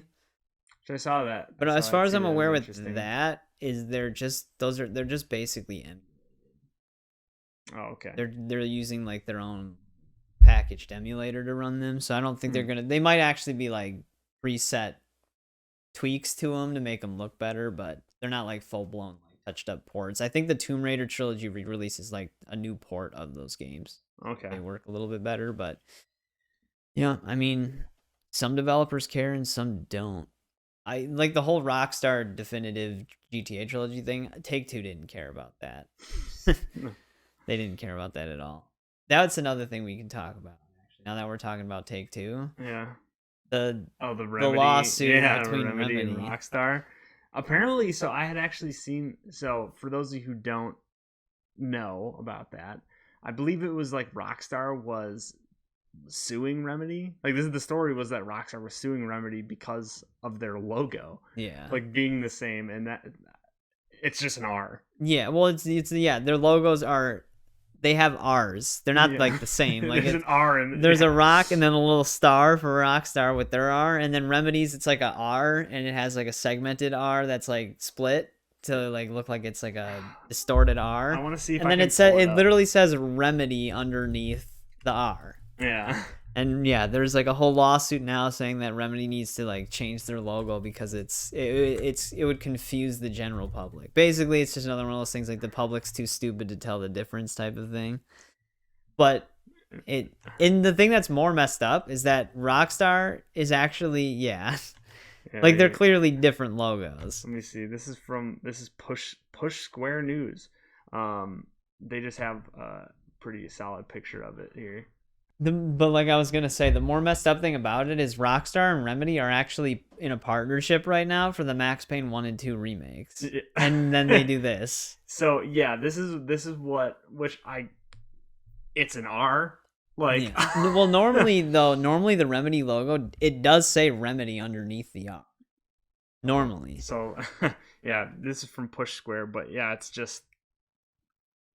Yeah, Come the on, man. the joke is like Rockstar's like saying they own the letter R, but the lawsuit's just about the logo specifically. Yeah. But yeah, it's just petty. And I mean it's most likely Take-Two that really made the decision, but as I always say, Rockstar and Take-Two they go hand in hand. Like I do think Rockstar does a good job with the games they make, but I feel like they're just as greedy as Take-Two is in terms of their I had to show that main employees, but yeah, but really stupid. Yeah, it's like a lawyer from Rockstar just kicks down the door of this kindergarten. He's like, "What is that doing up there? Is that the letter R? You take that down right now, or give Well, me you can't. $100,000." We can't even like show your name. Oh, actually, we just showed their logo, dude. Oh shit. Yeah, we're screwed. But no, in the beginning when you say like I'm Ryan, they're here. When you say like I'm Ryan Slice by Gaming, you can only put the Slice by Gaming or Yan. Yeah, I can't have an R. You can't have the capitalized R at the beginning of your name because Rockstar will sue you for that. They're gonna be like, people are gonna think this podcast is ours. Yeah. Look at that. They showed our logo and another picture of our logo right there. Yeah, essentially Rockstar thinks people are just that dumb. Like our fans will start playing Remedy games. Yeah. We don't want that. Yeah. But we're in a partnership right now with Remedy to play our game. Like, who released a pretty good game this year that we can totally stir up some shit with? Yeah. Like instead of Rockstar being like, "Hey, congratulations on all the awards you won for Alan Wake 2," they're like, "We're gonna sue you because your logo's similar." Congratulations. Here you go. Yeah, here's a lawsuit. Yeah. It's just typical Take-Two Rockstar pettiness. So stupid, man. They always do these really stupid lawsuits every now and then. So I ended up seeing more on that story actually. From I believe it was by Game Rant. They were saying that apparently that was like a thing like a year ago. That someone brought up now. Like that was ended a year ago, and that they're fine now. Yeah, there was something for it. I don't know why it was brought up now. Because they, like I said, they just had a successful game. Yeah. Rockstar's trying to swoop in during the spotlight. Wait, who made Alan Wake? What? Remedy Rockstar controversy? What is this? They're just being dumb about it. They're just looking for... I can't see. I guess it depends on the lawyers, but I really can't see them. The logos are different enough to not make the mistake between the two. Well, that's the thing, is that I think that's what they were saying, is like that was cleared up like a year ago. Yeah. But I'm surprised that Rockstar Energy, like, That that there those was. people are still alive. They didn't send Yeah. their Rockstar hitmen after There them. was something between them two. I forgot what it came down to, but one's a game company, one's it's the energy drink company. Yeah. There was They like, might confuse them though. yeah, They might well, start drinking that was Grand Theft Auto games. Yeah, that would have been Rockstar's argument, but I feel like that probably just got tossed out. But Sitting there with a Rockstar can, like, come on, what are you doing? Why? Where's GTA? GTA is supposed to be here. That's what Rockstar believes people are like. Yeah. They're like, we're smart, everyone else is stupid. Pretty much. I can't see that going anywhere. So stupid. Yeah, it's mind blowing. The other big thing that just has, so there hasn't really been too much like on the side of news this week. It kind of picked up a lot because it was like New Year's, holidays, stuff like that. But the one big like showcase, the one big showcase was like they did the Xbox Direct. Yeah. I mean the major thing from it was the Indiana Jones. Yeah. Circle of whatever. Got the name of it. The Circle of Doom, was it? No. Maybe it's like the Great Circle or something like that. I think that might be, yeah. Circle. And then there was also it was the Obsidian game Avowed, yes. Ooh, I saw a lot of people giving it shit. Well, this wasn't the first time they showed gameplay for it. They just had more gameplay to show, and then they also finally had like a release date for Hellblade 2. Yeah. May 21st, I think.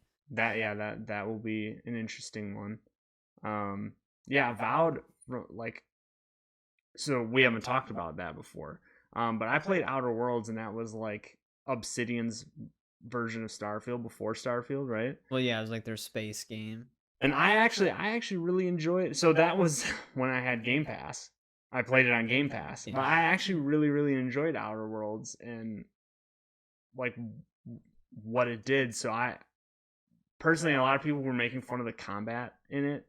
I don't think that it looks that bad. No, I don't know if I'm gonna get Avowed, but from what I saw, nothing stood out to me. Like, oh, this game's gonna suck. Yeah. Like for people that it would interest, I mean, it does kind of look like a more old school RPG, but on like modern, more modern graphics and stuff like that. So I don't know. It'll be fun. Yeah, I mean, when they were talking to the characters, like that all looks very much like that looks very good. It looks like very similar to how Bethesda is doing their stuff, and like I don't know. I think that based on what I saw from that, like the very little amount of gameplay that I saw, I think that it could do good. I'm sure that as it progresses, they'll flesh out more stuff, and I hope that they'll flesh out more stuff. That's always the hope. Yeah. But yeah, I mean, I thought that it had good bones. It looks so. The one thing, like, it looks similar to a game that's like an indie game right now. It was like Taint, not Taint, Taint. I don't know. You guys have you heard the indie game Taint? It's it's an NSFW Steam game. Just look it up. Look up Taint on Google, and there you go. You'll be able to. Now we're gonna get a strike. Yeah, I know. Like you guys are talking about Taints. I can't remember what the name is called, but it's like an indie game that with similar style, that it's like a darker style, but it's very similar combat from what I saw, and I believe on Steam right now it has pretty positive reviews, even though it's still, I think, in its early like alpha or beta stages. But it looks very similar, but just a more polished version of that. So I don't see how that could do poorly. I know there's a lot of people giving it shit because they're like, any game that does something like this that isn't a Bethesda game and doesn't have all the money put into it, it's terrible. You look at Starfield. Yeah, I know. No, even when they do, it's terrible. Yeah. But I mean, yeah, I think the one that just stole the show though was the Indiana Jones reveal. That's the one that I saw everywhere. Did they show gameplay? Because I didn't. I The wasn't able to trailer, really catch much of the it. trailer was like mix of story and game. Okay. So This first person. it is mostly. first person, yes. They show some scenes where like it seems like if you like swing with your whip, it goes into third person, but then when you land it's back to first person. So there's like certain actions that might be third person, but yeah, it's a first person game. I mean, it's fine. I'd have preferred a third person game. The argument I was seeing was like, oh, if it's third person, then it's gonna be too much like Uncharted. But it's like, okay, I don't see anything wrong with that. That sounds terrible. But it is first person. It's weird because like Todd Howard's a producer on it. Really? Yeah, but it's being worked on by like ex Wolfenstein devs. So okay. It looks cool. I mean, some of the cutscene like animations look a little stiff, but overall the game actually looks like it's gonna be pretty decent. Indiana Jones in the Great Circle, and it's actually on Bethesda.net right now. Oh, wow. Not available. Well, it's gonna be a day one Game Pass game. Yeah, I mean, yeah. Because Xbox owns Bethesda. And it's actually coming out this year, and that's the first look that we got from it. Yeah. I mean, they had announced that they were working on an Indiana Jones game, but this is the first time we saw it. And then Troy Baker's the voice for Indiana Jones, which he actually does a pretty decent job sounding like Harrison Ford. Yeah, I'm looking at Bethesda's website right now about it, and I mean, if this is the end game, this actually looks pretty good. No, the cutscenes actually do have pretty good presentation. Let's see if I can show it here. The lip sync in the beginning of the trailer was just a little off, but that might have been a trailer issue. Yeah. But yeah, I mean, it seems like the core gameplay relies on you like using your whip a lot to like pull enemies, and then like there's like you have the animation where you like grab them and you just like start just punching them in the face, and then you do boom, shoot. Boom, boom, boom. They only show them shoot one time though. But yeah, I mean, if you guys want to check it out, you can go to Bethesda.net to. This ain't no reaction channel. Learn a little bit more about it. Yes, yeah. Maybe eventually we can do some react. We did some reactions in one of them. Oh yeah. The We had to Quan Chi mute and those. the- Well, we didn't have to mute the Quan Chi one. We had to mute the GTA one. Yeah. That made as a licensed song. Yeah. So yeah, that was pretty much the gist of Xbox Direct. A lot of the other announcements were like release dates for some of their previously announced projects, and then some other games that I just don't know anything about. Yeah, we don't really talk about them. But yeah, it'll be interesting. I still don't understand. It's like if you're using IP, the whole first person thing when it comes to that, it doesn't make sense to me. Well, yeah, I applied it the same way I applied like the whole Blade. Yeah, like Blade, thank God, is a third person game, but it's like you get the like the IP and the license for this iconic character, but then when you play as him, you don't even see him. Yeah. Like it would you be won't cool. even see his hat. Yeah, no, it'd be cool if you could just see him. You do see him in like cutscenes, obviously, but like you don't see him when you're playing the game. You just see his hands. Yeah. Maybe his feet. Yeah. Unless it's one of the first person games where you look down and you don't have a body. Yeah. I mean, to me personally, it seems like with that kind of style of game, you're banking more on the players like having to immerse themselves into it more. Yeah, from what I've seen from gameplay, it looks fun. Like I'm not. You're it not doesn't dissing it at all. like it doesn't make me less interested in the game. It's just I just prefer it. It's nicer having the third person perspective. The only thing I can see is because if you watch the trailer, you'll notice that some of the animations in the cutscenes are a little stiff. My guess is maybe they just didn't want to do like a full third person rig with like a full set of like mocapped animations and stuff like that, because it is easier animating a first person game over a third person game. Yeah, I mean, you don't even need a body. Yeah, all you have to worry about is like arm movements. Face. Yeah. He probably isn't even wearing a hat. There probably is no head. You're probably just a camera with a foot, like a. Yeah. If there is a lower body that you can see, then it's probably no head. Remember in like Dying Light 2? Yeah. You can see the other player's head, but if the other player was to use like a free camera thing, usually your head's not there. It's just like a weird asset that only the other player can see in co-op. Yeah. So that's usually how those games do work, because they don't want any like clipping of the mesh. Mm-hmm. Yeah. But yeah, and then when it goes into like a cutscene, it just places the model asset to work. But yeah, I mean, chances are that is how they did it. And then like I said, a lot of first person games don't even have the body. Yeah. Like you look down and there's no body. Yeah. Because there's just arms. Mm-hmm. So that's probably why they went with first person. They probably didn't want to rig all the animations. Because like I said, the animations do look a little bit janky in the cutscenes, but only sometimes. So they probably didn't want to like do a whole third person set of animations. Yeah, Which I is can see that. that's laziness to a certain extent because it's Microsoft owns Bethesda. It's not like they don't have a budget, but it's fine. It's not gonna make like RoboCop. It would have been cool if that was third person, but that game was amazing as a first person game. Yeah, I mean we've talked on multiple episodes about RoboCop. Like we love RoboCop. So it's not like it's not gonna take away from the game. It's just a personal preference type of thing, I guess. One person didn't even like our commentary on RoboCop. Yeah, well, he didn't know what it was. What is this? Yeah. Where am I here? Who am I? Who am I? Yeah. Commentary? Yeah. No, but yeah, that's yeah, it's just interesting to me to make a game like that and then not like with a well-known character that's Well, yeah, that was what I was kind of talking about. Like, why would you make a superhero game where you can't even see the superhero? Yeah, exactly. But it's fine. It's not like it's gonna make the game. If it's a good game, like if it's made to be a good game, and it's not like some stupid, just really half-ass project, then it won't matter. But I'm interested to see third person.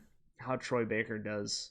I mean, he talks a lot in the trailer, and he does a pretty good job. It sounds pretty close to Harrison. Yeah, he does a pretty decent job. That's good. Yeah. Yeah. I mean, that'll be an interesting one to follow, and it's coming out this year, at least right now. Yeah, it says 2020. It's pretty early in the year, and as we know, it depends how long they've been working on it. I guess because they did announce it. I don't even know, maybe a couple of years ago now. So they've been working on it. Todd Howard comes on. He's like, over 15 million places, like tombs and caves to explore. You can explore the whole planet. Yeah. It's like, no. It's linear. What are you talking about? Yeah. I don't want that. Yeah. I can see it. Yeah. You can play as every iteration of Indiana Jones in all stories of each movie. It's like its own story. Yeah. It is canon to the movies. They did confirm that. Oh, really? Yeah, it takes... I forgot when they said it takes place. Either between the second and third one or the first and second one. RoboCop's canon to the movies. Oh, really? It takes place between 2 and 3. Nice. I mean, that's cool that more games are starting to do that when they do implement like movie-based IP. Yeah, but I mean, I'm also fine with them like doing their own thing with the IP because then they're not restricted by, like, if they were to make a Star Wars game that takes place after the Skywalker saga, I'd prefer them to be its own thing and just kind of disregard some of the movies. Yeah, I mean, yeah. When they did Force Unleashed, technically that fit in. It used to be. It used to be canon. I think they stopped it from being canon before The Force Awakens came out, but it was canon for a while. It took place between episodes 3 and 4. Yeah. And that was supposed to be a trilogy as well, which I'm still pissed we never got it on Force Unleashed 3 because that was such a great series. The second one though, like, was such a weird. Like, yeah, the second one, it's weird. The second one, they definitely improved the actual like combat mechanics. It felt much nicer, but the story was super goofy. Yeah. And then it was really short. Dude, it only takes like 4 hours to beat that. Force Unleashed 2 story is literally like episode 9. Yeah. It's just tons of Star Killers. Just like tons of Palpatines. Well, there was still the whole thing, like whether or not the Star Killer you played as was a clone or not, or if you were just like a brainwashed the original that they were trying to clone, because like they didn't have, unless you get the evil ending, there was one other successful clone that was evil, but I don't know. We won't ever know now because they never made the third one. Unless you go ask Sam Witwer. Maybe he knows. Good. I mean, I know he would definitely be up for Force Unleashed 3. That'd be nuts. Because they don't have to do canon games. Yeah. So they could just finish that story. I'd love to see, because Sam, like, it seems like he is such a big, like, just Star Wars fan. And like I'm sure him actually being like getting the chance to play Starkiller was such like an amazing experience for him to like Yeah, play I in mean, he that went on to universe. voice a bunch of Yeah, characters well, for yeah, like and that he's too. like Yeah, animated Palpatine yeah, well, all the time, and Darth Maul. yeah, Maul's like probably the bigger one that Yeah. he's known for. But yeah, he like Well, the reason why is because most people don't even realize he is Palpatine because he sounds so much like movie Palpatine. yeah, it's so different. Yeah, Yeah. like So then when you find out, you're like, oh shit, he's Palpatine as well. That's nuts. I recently ended like I recently watched Being Human again, and Sam Witwer is just a great actor in that. He's in a lot of stuff. Like the way that he's able to like shift his emotional range is like amazing, and then on top of that, being an amazing voice actor too. Yeah, I love no, him. he Dude, look at this definitely tattoo I got of him. in his whole face. Yeah. No, he's definitely a huge Star Wars fan. Yeah. I think there was like a whole thing with like an interview with him where he just basically like he knows everything about the extended universe and everything. So, I mean, he's the type of guy that you would want behind a project for Star Wars. I wish they would use him more. I wonder if he's interested in directing ever. I don't know if he's ever directed anything, but like having him as like a brainchild behind like a Star Wars project, I feel like that would be it'd be good because he seems very similar to like how Dave Filoni is very much like I want to stay true to George Lucas's like original like version of Star Wars. At least that's what I've heard is that he wants to stay as close to like what would George do almost type of thing. Yeah. And obviously we got some pretty amazing stuff from that. We got The Mandalorian. You know what I mean? Like yeah. So yeah, I feel like Sam would probably be pretty similar to that. He would. I feel like he'd probably stay better than Pregnant Ray story. That's not. I don't think there's ever a chance where people would be like, "Oh, that sounds amazing." Yeah. Especially after the new trilogy. Yeah. I don't know. I guess Disney just likes burning money. I don't know. I mean, like I was saying before, I'm not gonna be someone who, when I like something, other people don't like it. I'm still gonna say that I like it. I personally liked Episode 7 and Episode 9. I thought that they were all. No, I like Force Awakens. Sure, I guess. Like there was the whole argument that like Rey was too much of a Mary Sue at the end because she just knew how to do everything. Yeah. But there was still a huge future potential, and there was still the mystery behind who she was at the time. Mm-hmm. So like a lot of people just accepted it. They were like, "Oh, okay," but like we can see where it goes. Then they did Last Jedi, and it was like, "Oh, they don't have a plan." Well, that's the thing. Is it seems like I forget. It was Rian Johnson I know made Last Jedi. Yeah. Who were because J.J. Abrams. He worked on 7 and 9, right? He was part of 9, but yeah, there was like the whole like weird thing between both him and Rian Johnson and J.J. That's the thing. Is it just felt like the last trilogy was just like a dick measuring contest because like you remember in Episode 7 they like set up all this shit and then it just seems like Rian Johnson literally threw it all away. Like Rian Johnson just like forget what you knew about the past. Well, yeah, like Rian Johnson's whole thing was like we're gonna subvert all of your expectations, and it's like I was expecting a good follow up. Yeah. So by subverting that, you made a bad follow up. Yeah. You know how Star Wars is pretty much a fantasy sci-fi. Well, what if it was real and people couldn't just stand in front of something with a lightsaber and take on the entire empire? Luke, the hero of the past, destined for great things. Nope, depressed old man ready to die. Cranky. Yeah, no.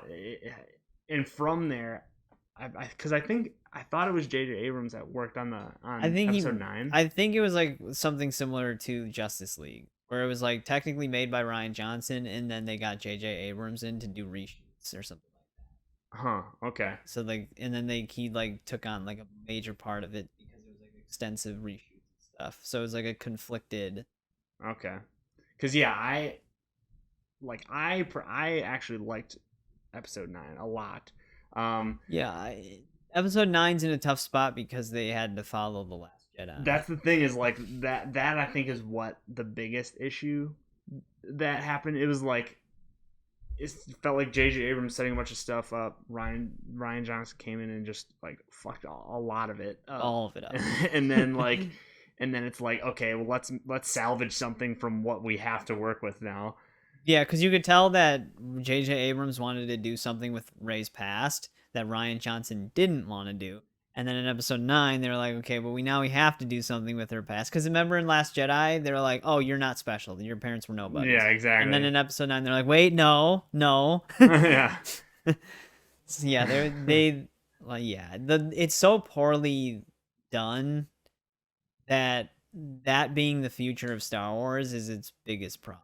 Yeah, I mean, to me, taking on a project like that,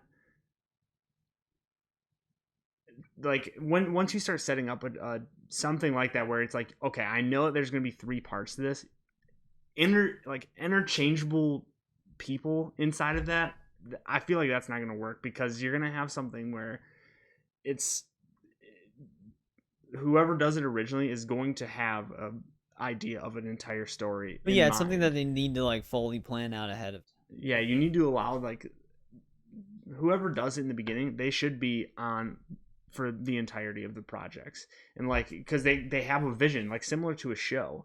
That's why I'm sure shows after a while, you know, you've seen like Walking shows. Dead too. Like Walking Dead, you can tell that they're we don't know what to do anymore. Yeah, it's like you'll have a vision for an entire project, and then a wrench gets thrown in because either someone leaves or like just shit happens. Like you bring in other people, and it's just adding even more of a mess into that. When you do something like that, I feel like you need to have someone who's there to fill out their entire vision. Well, whether it's a shitty vision or not, you have to have like a cohesive story. The funny part about that is when in the Last Jedi, Kylo Ren just like smashes his helmet. Yeah, and then he rebuilds it. Yeah, and yeah. Did I say the Last Jedi? Yeah, that is the Last Jedi. Yes. Yeah. Okay. The names get rebuilds confusing. it. Yeah, he rebuilds it. Yeah, the Rise of Skywalker. So it's like Ryan.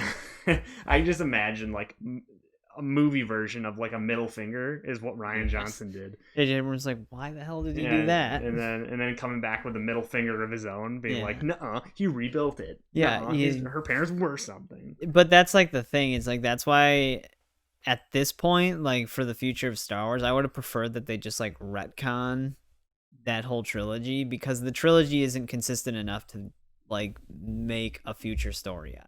And then like sure, they can do all of these like past projects, like Mandalorian taking place before it and like Ahsoka taking place before it, but we all know what the future holds. Yeah. So, like it's like that's like the biggest problem with the like main canon of Star Wars. It's like that whole future plot was just completely destroyed. Or just make something where it not even around any of the characters, or because it's in a galaxy far, far away. You can go on any. Yeah, but the problem is like the damage has already been done to like the core characters of Star Wars. I'm sure they can create new ones, but like all the other core characters that they introduce are related to in some way to the future core characters as well. Yeah. I mean, you could make a completely separate story dealing with like no other characters in the Star Wars universe of its own like separate thing.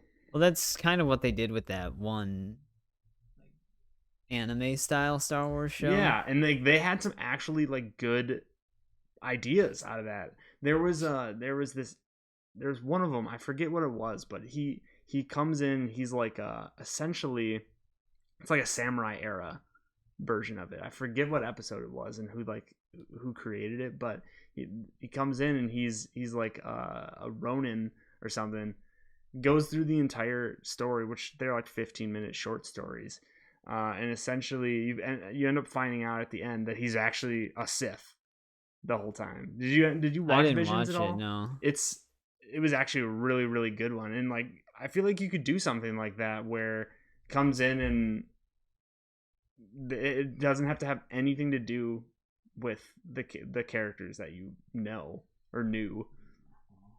It could be a whole separate story. To me, I mean, they can make interesting characters that don't have anything to do with the Skywalker saga. They could.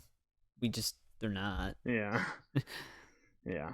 I mean, they could even go back to, they could start a whole new trilogy, but based on Knights of the Old Republic, which I don't know why they haven't. They've like hinted numerous times that they might do that, but then they just never did. Like, that would be But cool. no, we're getting a new trilogy about Pregnant Rey. Yeah.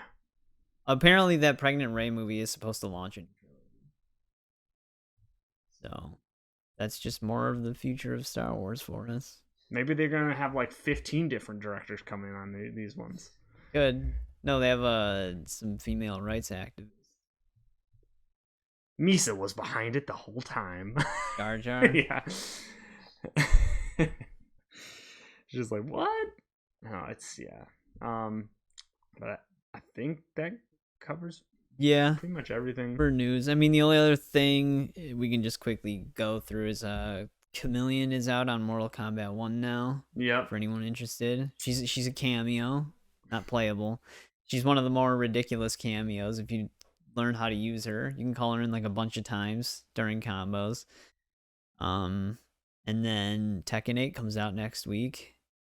I'm actually excited for that. Yeah. The story looks ridiculous on it. Yeah. They have like apparently they're gonna have like a weird Dynasty Warriors mode. Oh, really? Oh, it like just shows made it. me very excited. It like shows a bit of it in the story trailer, and it's like a huge battlefield with like Kazuya's like army and like the heroes. Well, like the stakes are ridiculous in this game, so the story just gets like super ramped up.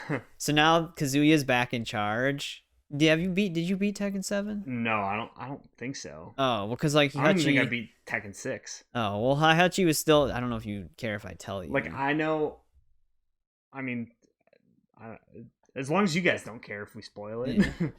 Well, I mean, Heihachi was in charge still, but they like finally finally kill off Heihachi's character. Because he's not in Tekken 8. Oh, he's dead. He's dead. Oh, damn. Because like the final battle you have in Tekken 7 is between Kazuya and Heihachi, and it's like a crazy like Revenge of the Sith level battle with like a whole lava field and everything. But Kazuya finally literally gets like he kills him finally. Wow. And now Kazuya's in charge again, but this time the King of Iron Fist tournament, the stakes are if you lose, your country's wiped off the face of the earth. Oh my god. That's Kazuya's stakes this time around. So now everybody's like banding together to like defeat the Mishima Zaibatsu type company. What is the point? He just want to destroy her. He just wants to destroy everything because he's basically, well, I mean, ever since like 4, he's been like fully consumed by the devil gene. Damn. So yeah, the stakes are extremely high this time. That's wild. Yeah. So the story's probably gonna be nuts. Basically, the story's gonna be like probably the final conclusion to like Jin and Kazuya. I was gonna say because like I remember the whole thing being Lars ends up being a part of the family, like a half brother or something to Jin. Yeah. Right. Is he like Kazuya's son or something? Well, Jin is Kazuya's son. I forgot where Lars came from. Is he the other lady's? Well, it has to be his mom's son then, because they're half brothers, aren't they? I thought so. Or they're cousins or something like that. And then I know that Li Shaolin is like an adopted son of Heihachi.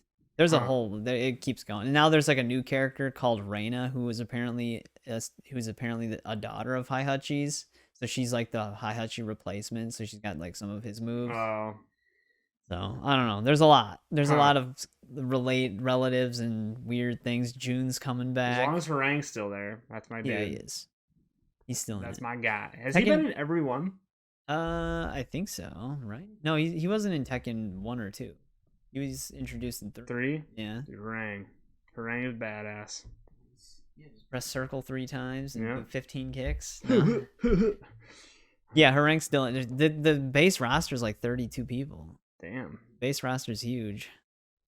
Yeah, I mean, to go back to Mortal Kombat, I haven't touched it. Like, I played a little bit when Quan Chi came out, but Dude, you're gonna miss that Sub-Zero skin.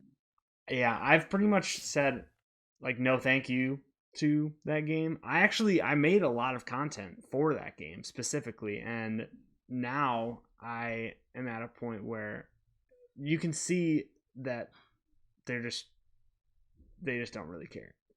I mean, yeah, there's like the whole thing with like pro players threatening to abandon the game as well because of just how everything's going with it. It's missing a bunch of key features, and just post-launch support kind of sucks. Yeah, A lot of the characters they're coming out with they have mechanics that are kind of broken compared to base roster. So they're like easily better in a lot of ways. Like especially Cameo Chameleon, she's easily one of the best cameos. Yeah.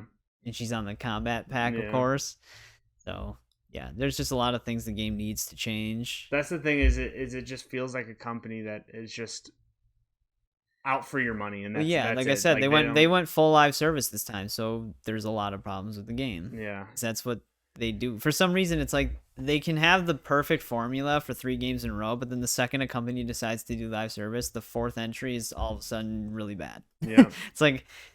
It's just weird. It's like, how can you go so backwards? Yeah. Like Mortal Kombat, the sad thing is Mortal Kombat 1 at its core as a fighting game is actually like one of the better Mortal Kombats in terms of its fighting mechanics. It's just the way the game's been managed since post-launch. It's just been terrible. They've been progressively making the game, and it's like I get that they're adding characters and like they're adding to the game, but the thing is to be fair though, 2 of the characters they are adding are already in the game. They're literally featured in the story. Quan Chi and Ermac. Yeah. And Takeda. He's technically and Chameleon. Too.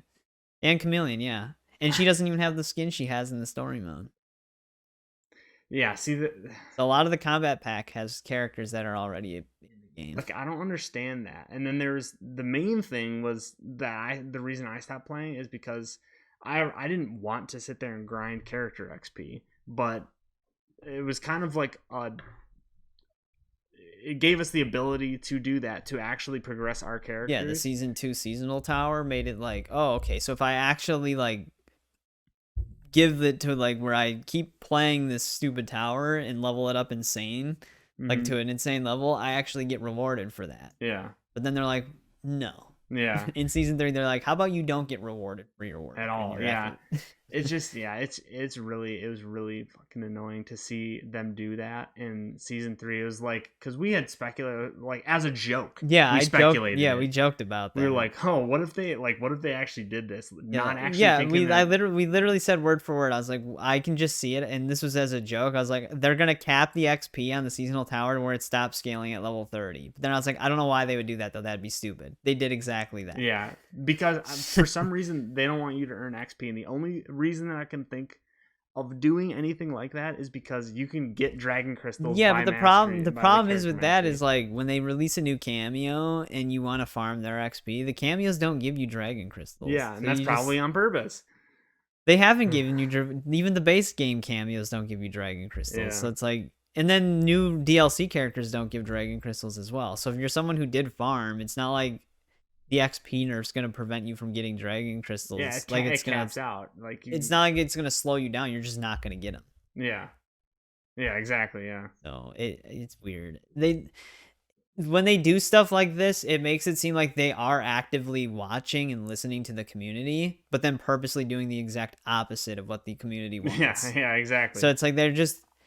Ever since the game came out, they've just been getting like worse and worse community reception, and that's why a lot of people like. I think MK1 community wise and like player base has seen the fastest drop off in concurrent players out of like any MK, even MK11, which MK11 wasn't even regarded to be like the greatest MK game in terms of its like fighting mechanics. So that's not a good thing for MK1, and then especially since they're not even fully done with Combat Pack 1 yet because of like the really ridiculous staggered release where they're done with a cameo months in advance, but we still have to wait. And then Tekken 8's right around the corner, which is going to be a huge competition for them. Yeah. I mean, Street Fighter 6 didn't sell nearly as well as Mortal Kombat 1 did. Street Fighter 6 obviously sold really well still, but they have way more players than Mortal Kombat 1 does, even though Mortal Kombat 1 beat them in sheer sales numbers. Yeah, and I personally I like the whole invasion thing. Like it's cool. The thing is now like I just feel like they've personally set out to make it to where they want you to grind on everything and make everything so much harder for no reason. Like, yeah, I know. It's like they're going out of their way to be like, you can play our game, but we sure as hell do not want you to enjoy it. Yeah, exactly. That's basically what they're doing. Because even like Kombat League too, the way Kombat League is set up, and this was a problem with MK11 as well, and it was one thing that me and my brother were talking about because he noticed it too. Because he was like saying out of like every fighting game because he plays online on fighting games way more than I do. That's like all he does in fighting games. Mm-hmm. And he was even saying, he was like, out of all the fighting games he plays, the one he likes playing the least competitively is Mortal Kombat, because when you go into like a ranked match on any other fighting game, you earn your rank and you kind of get matchmaked with people of similar rank, and you just like, you either keep going or you remain the same level, or maybe you get like deranked a little bit because you're losing a lot, so that it matches you with more players around your rank. Mm-hmm. And it just stays that way consistently. But Mortal Kombat, they reset you every season, so it's like people who were Elder God are now Apprentice. Yeah. So you're matched with people who were way above your level or somewhere above your level and nowhere near you until weeks into Kombat League when all of them get their ranks back. Yeah. But it's like, that's like, why would I want to play ranked with all these people? Because the only people who are going to stick around are going to be the people who consistently play it. So it's like, you're just constantly getting ranked with people way above your level, and you have to somehow earn your way through it. And then if you lose points. It just doesn't make sense. The game is designed to be as unenjoyable as possible. Yeah. Which is sad. Yeah, they throw in a good game, but then they try to ruin it for you. Yeah. Which that's usually how live services go. The game was extremely good in the beginning. Our only complaint was that, like, why don't you have everything available to us right now? And it just progressively got worse and worse, to where it's like now you're screwing over ways for us to actually earn cosmetics. Yeah. Now you're like yeah, they're doing, it's weird. I don't get it. It's hard for me to say like, oh, this has got to be WB, because other changes that they make to the game wouldn't affect monetization that are still bad are being done. So it's like even NetherRealm Studios is mismanaging the game. Yeah. So I don't know. What they're doing to the game needs to change. They need to start actually listening to the community rather than listening to them, but purposefully avoiding what they're saying. Like, to me, it just doesn't make sense on why you wouldn't want your community to like play through the character masteries and stuff and like get the cosmetics for the characters. Yeah, I don't know. I'm still hung up on the stupid XP thing. Like, there is a new XP method where you're like, there is now a new way where you're guaranteed a flawless victory no matter what. But it's not even as fast as season 1, because at least in season 1 you were fighting like level 1 or 3 endurance fighters, so they die in like one hit. Mm-hmm. In this one you're fighting level 37s, but no matter what they do to you, you get a flawless victory, because there's this one relic called Invincible where you start in critical health, but the damage you take goes to your special meter, and your special meter is constantly refilling, so you basically just can't lose. You have infinite health, but it still takes a bit of time. That's not going to be around next season. No, well, the relics are different every season, but it still takes time because they're level 37 opponents. It's not like you're killing them fast. So it's like, it's the best thing we've got now, but it's worse than season 1 and 2. Yeah. When it was perfect in season 2. Like, if you're going to sit there and grind the seasonal tower way more, it starts at level 10. Yeah.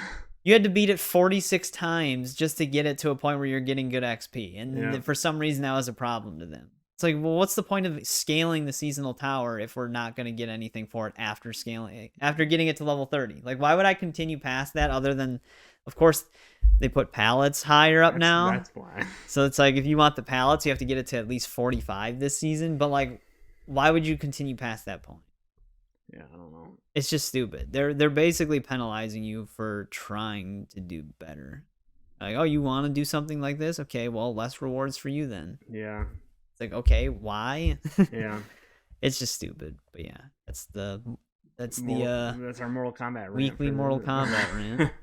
Yeah. I mean, there's going to be a rant for Texas Chainsaw when we talk about that too. I mean, slowly the Mortal Kombat rants are going to be going away because I'm not even playing it anymore. So, well, it depends. I mean, we'll probably talk about it on and off because they're still going to be getting monthly content, because I think Peacemaker is coming out next month. Yeah, I mean, yeah. that'll bring me back slowly, and I'll see what the state of the game is he'll, like. He'll have a mastery track to level 10. Probably. And he'll have 1 gear piece instead of 6, I think. I'm surprised that they don't have like something where it's like battle passes for every character or something. Yeah, I know. That when we talk about Texas Chainsaw, they did confirm one thing that I'm glad they confirmed. Battle pass. No, they said that they don't plan on doing battle. Oh. Instead, they're gonna just increase the level up cap and add rewards to the level up track. Nice. Okay. So that was actually like, I was like, oh wow, a good idea.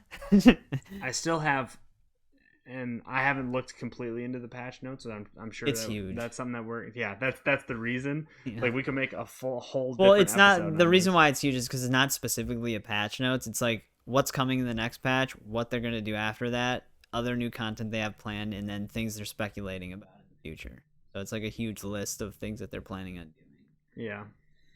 So. But yeah, I mean, we can try to go into that then if you want. Oh, we can separate it. I was just saying when we talk about it. Yeah. We're gonna rant about that too. Yeah. Is there anything else that you want to cover? I think that I'm tapped out on everything, at least that I can think of. Yeah, besides Tekken 8 coming out and then Suicide Squad shortly following on February 2nd. I look forward to watching your gameplay of it. Yeah, well, you get to see the story, dude. And because I'm the idiot who 100%s everything I touch, you're gonna see the full in-depth playing of that game. Yeah, I'm looking forward to it. I don't know if I am yet. Looking forward to skipping to the cutscene. It's funny because the way I talk about it, I already know people are like, "Why are you gonna buy it?" Yeah, it's like yeah, what? Because they made it part of the Arkhamverse, and that's the. Yeah. That's like my whole thing. Well, it was either that or the Injustice verse, but they had to cram it into some kind of a DC if they did the universe. Injustice verse, killing the Justice League would basically be like killing all the villains except for Batman. Yeah. Because everybody's a villain in that game. I mean, that was my whole point earlier. It's not understanding why they didn't just make it a Justice League game. Like, you're essentially, realistically, you're just fighting I'm assuming, at least, I haven't played the game, I probably won't, but I'm assuming that you just fight the actual Justice League in like boss battle type situations. Well, yeah, most definitely. But for the most part, you're just fighting Brainiac's minions. Yeah, it's not like it's not like you're fighting like cops. Sorry, it's not like you're fighting like cops or like, you know what I mean? Like, well, you might be fighting cops. They're just possessed by Brainiac, and they look like complete green or like not aliens. Green, purple aliens. Yeah, just like every other character. So. But the thing is like if you're gonna make a game like that, if you're gonna make a live service game, it's like I would rather be sitting there playing to get more outfits for like a Batman or like Superman or the Flash, other than like let me grind out for King Shark outfits. You know what I mean? Like, well, I mean, like I said, it depends, because like Marvel tried doing that with the Avengers IP. Well, you weren't grinding out outfits. Well, to be fair, I don't think that their idea is good at all. I'm saying if I was to actually... You'd be more invested in a Justice League game than a Suicide Squad. I'd be more likely to purchase a game of Justice League more than Suicide Squad, where you're not like you're fighting Brainiac villains anyways. They could easily just swap out the Justice League boss characters for, I don't know, like any of the villains in across the Justice League. You know what I mean? It would just be cooler to be playing as Batman, Superman, Flash, Green Lantern. Nope. Captain Boomerang. Captain Boomerang. Or Flash. I don't know. I think I'd rather play as King Shark over Batman. I know I would. But yeah. Like I said, it would just be funny if this game ended up being like insanely really good. Yeah, dude, stop joking. Things are gonna come true. It completely changes. It completely changes halfway through and becomes like this insanely crazy game. Yeah, where all the mechanics that were in the in the beta of it just are no longer existent. I guess we're just gonna have to. Well, I'm gonna have to see. But yeah, I guess that's probably where we will have it for this episode. Like we said, we're going to be going into a Texas Chainsaw coverage of everything that was, I think, talked about in their community talk, as well as Well, in their Discord, they do have like a convenient list of everything that you talked about. yeah. So yeah, we'll be going into that in a separate thing that we'll be posting as well. So you guys should go and check that out if you are the Texas Chainsaw fans. Otherwise, I think that is about it for this episode of Joystick Jabber. I am Sly Spy Gaming, also known as Ryan, and here with FLCLAFI Nick, and we will see you next time. If you enjoyed, make sure you like and subscribe. See you guys.